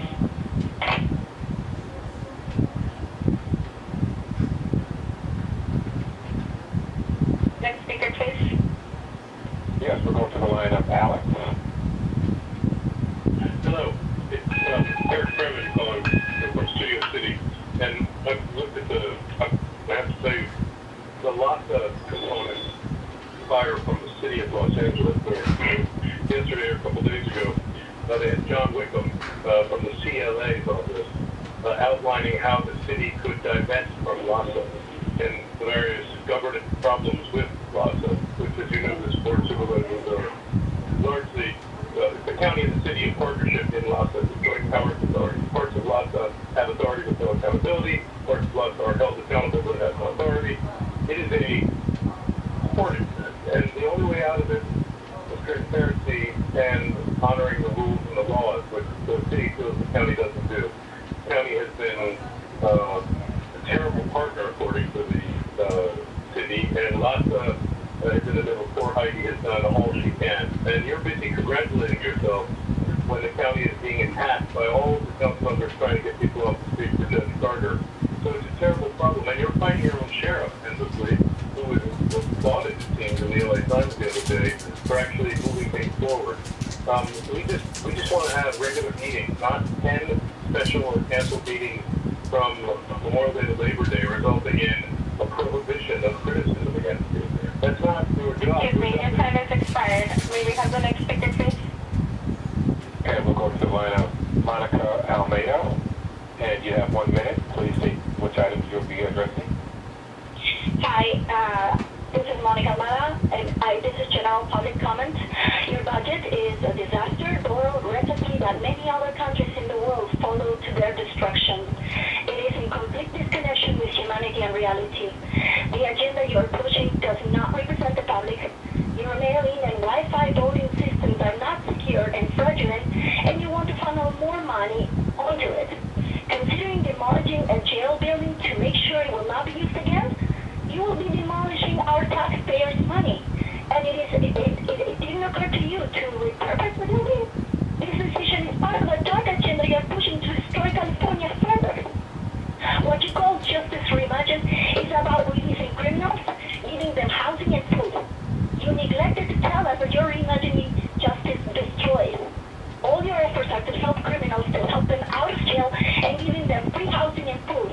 How is this not a recipe for more crime, less workforce, more abuse, rapes, entitlement? All of you know what you're doing very well, and you will be brought to justice sooner than later. The best is yet to come. Thank you. Next speaker, please. Yes, and once again, as a reminder to address the board, if you have not already done so, please press 1 then 0 at this time. Do not press 1 0 a second time, or you will be removed from queue. We'll go to the line of Yolanda Navrati. Please address your question. Hi, yes, I'm speaking on all items. And planning on increases in the jail population runs counter to the spirit of Measure J and a care-first approach. We need a plan and invest in the future rooted in care and to close all prisons. And during the height of the COVID-19, the sheriff's data through the Maintaining a Reduced Jail Population Work Group concluded that they were able to drop the jail population approximately 12,000 people. And yet this fiscal year, the office is projected to hold populations of around 16,700, an increase of 4,700 people. This past week, the jail closure implementation team was created, which is not mentioned in the new version of the budget. The plan is to close men's central jail was submitted to the Board of Supervisors in March of 2021 and articulated a vision to reduce the jail population by at least 4,500. By the presumptions of the diversion and the released jail custody, this plan also encompassed a non-displacement principle to ensure thousands of beds would be built in the community so that individuals exiting the jail would have a safe place to rebuild their lives. Excuse me, your time has expired. May we have the next speaker, please? Thank you. And that is the line of Alex Dobbs. You have 1 minute. Please state which items you will be addressing. Hi, my name is Alex Dobbs. I'll be addressing 1, 2A, 2B, 3G, and general public comment. I'm a youth pastor in East LA with Hope Community Church of East LA, and I'm also a constituent of the 1st District, and I like my comments to be submitted to the public record. Our church meets at the Boys and Girls Club of East LA, now called East LA Rising on McDonald and Southern Chavez, which is a historic community institution that serves youth, and yet it has, even for years before the pandemic, been severely underfunded. For months I've seen the pool go empty or programs get cut due to lack of funding. And when I first heard about Measure J, I got really excited about it, not only because of its transformational vision for funding alternatives to incarceration, but because I saw its potential to fund much-needed resources for youth and families in East LA. When I talked to adults in East LA about where they would want community resources to go, they have the power to choose where $10 million goes. Over 80% say they want to fund youth resources. Single moms want to fund sports programs so youth who can't afford it can be involved with sports. If gangsters want after-school programs so the next generation has what they had, what they wish they had, an after-school community that would invest in them and keep them out of trouble. Teachers and parents want housing to be more affordable so that parents don't have to work 2 to 3 jobs to be more present and available to their children. I urge you to fully fund the Youth Justice Initiative at $75 million as promised in November 2020 and to fully fund Measure J at $900 million. And I'm curious why we're relying on federal stimulus funds to fund community youth services when the purpose of Measure J is to create a funding source for such community organizations and resources. The County Auditor Controller for 2020 to 2021 said that there's over $4 billion in property tax revenues that were allocated to unincorporated areas.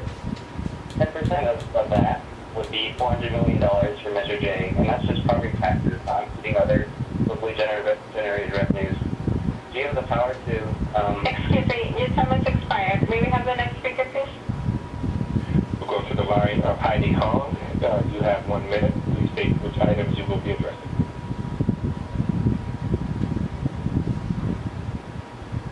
Please begin.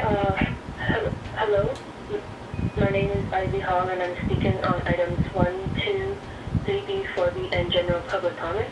I'm representing the Southeast Asian Community Alliance, where we are here in support of the Housing LA budget priorities, including fully funding the tenant protection strategies to ensure our most vulnerable communities are not displaced and greatly expanding affordable housing throughout the county.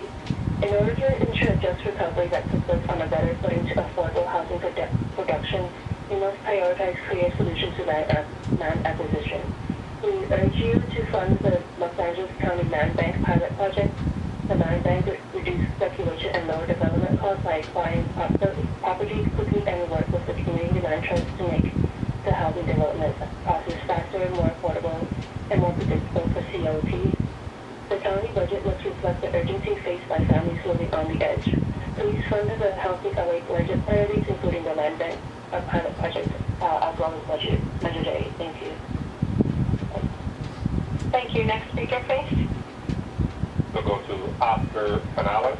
You have 1 minute. Please state which items you will be addressing. Hi, my name is Oscar Canales. I'm going to use, the items I will be addressing is items 1, 2A, 2B, 3G, and general public comment. Hi, my name is Oscar Canales. I'm a youth advocate with the Anti-Recidivism Coalition as well as the Los Angeles Youth Uprising Coalition. My pronouns are he and his. I am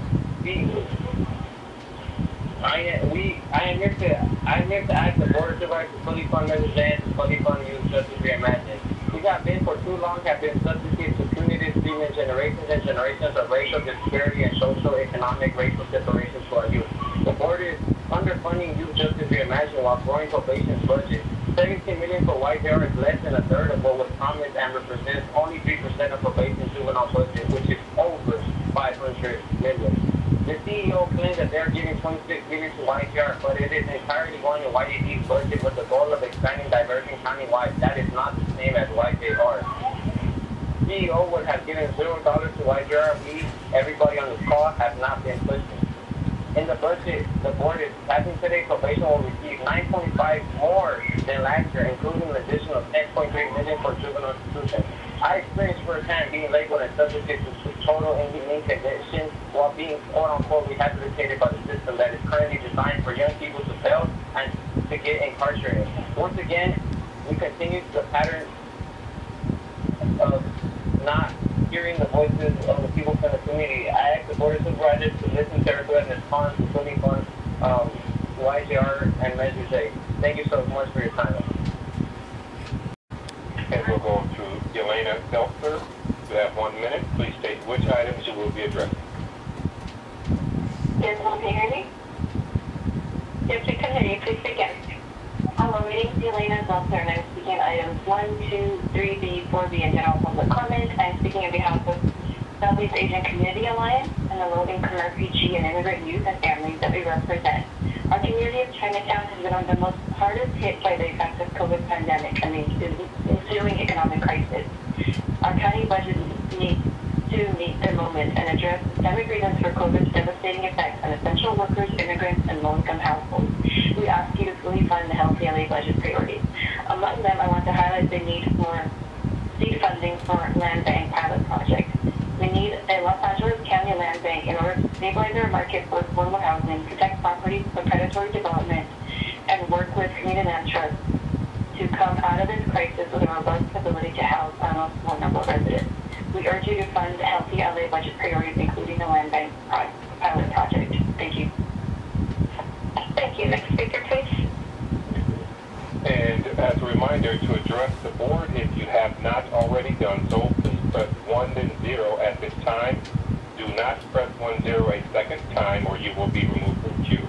Go to the line of Veronica 14, and you have 1 minute. Please state which items you will be addressing.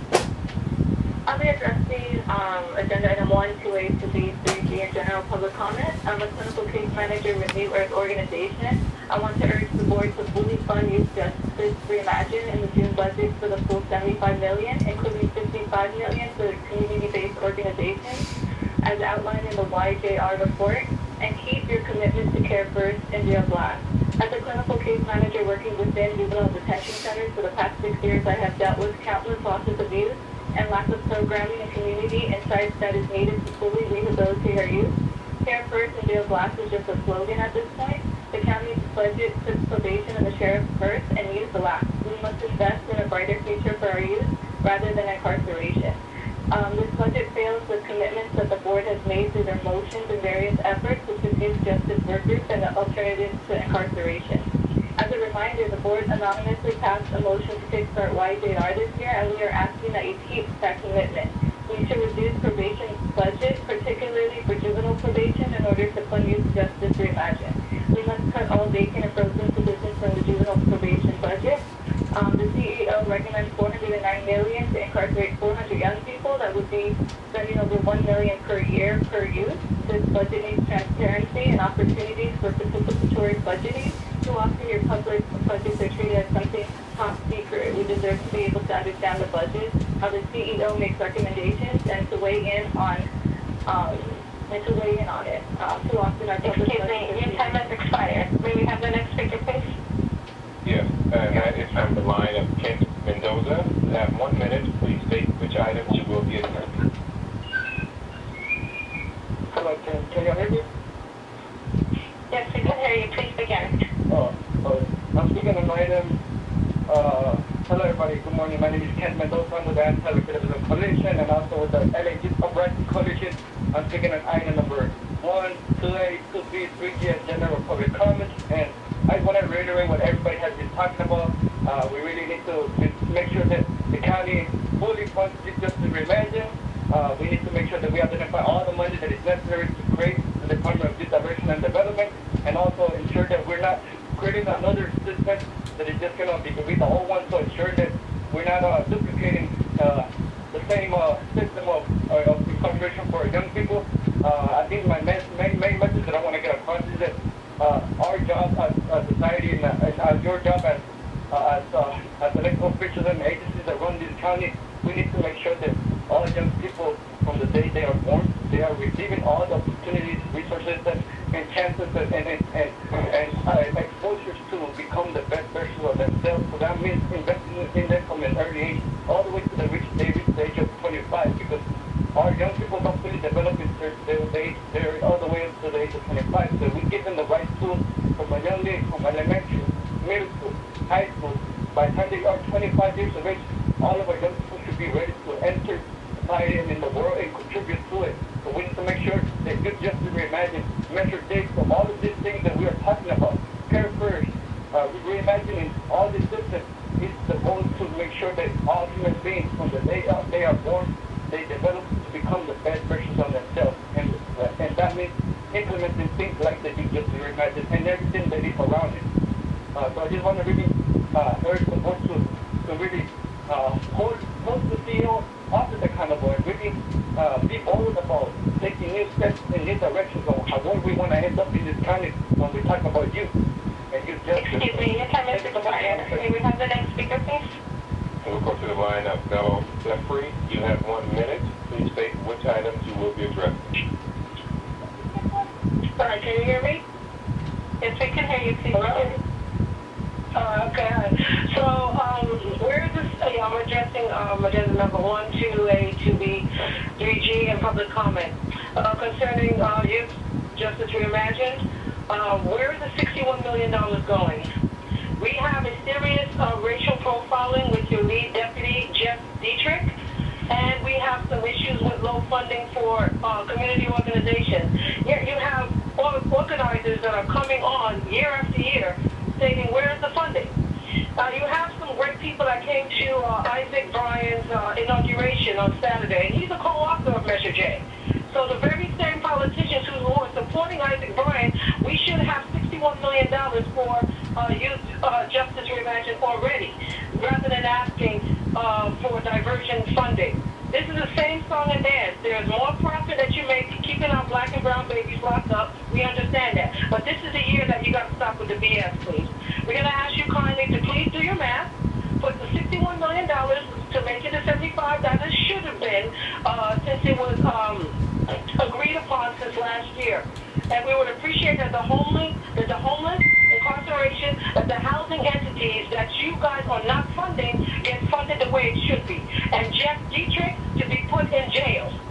That is a personal request, because you cannot keep giving the sheriff funding for them to continue to racially profile while you take away funding for our youth for diversion programs. It's hypocritical. It's untitled expired. May we have the next speaker, please? And Madam Chair, there are no other speakers in the queue to address the board. Thank you very much. Our time for public speakers has ended. Thank you to all that called in to speak. If you were unable to provide your comments, you can still submit written comments as indicated on the agenda. When we will continue to accept all written comments that come in during the meeting, which will become part of the official record. Now, members, we are going to turn to fiscal year 2020-21 budget issues, and we will hear from our Chief Executive Officer, Jim Davenport, on item number 1. Thank you, Madam Chair. Agenda item number 1, fiscal year 2021 budget issue. So this item is the mid-year appropriation and budget adjustment board letter, commonly known as the mid-year BA. It makes a variety of adjustments to the fiscal year 2020-2021 final adopted budget to account for changes since the budget was adopted on September 29, 2020. These changes are necessary to align the fiscal year 2021 final adopted budget with post-adoption transactions that make sure that the budget is aligned. I'm happy to address any questions you may have on this item. If there are no questions, however, I recommend that your board move to approve this item. Thank you. Are there any?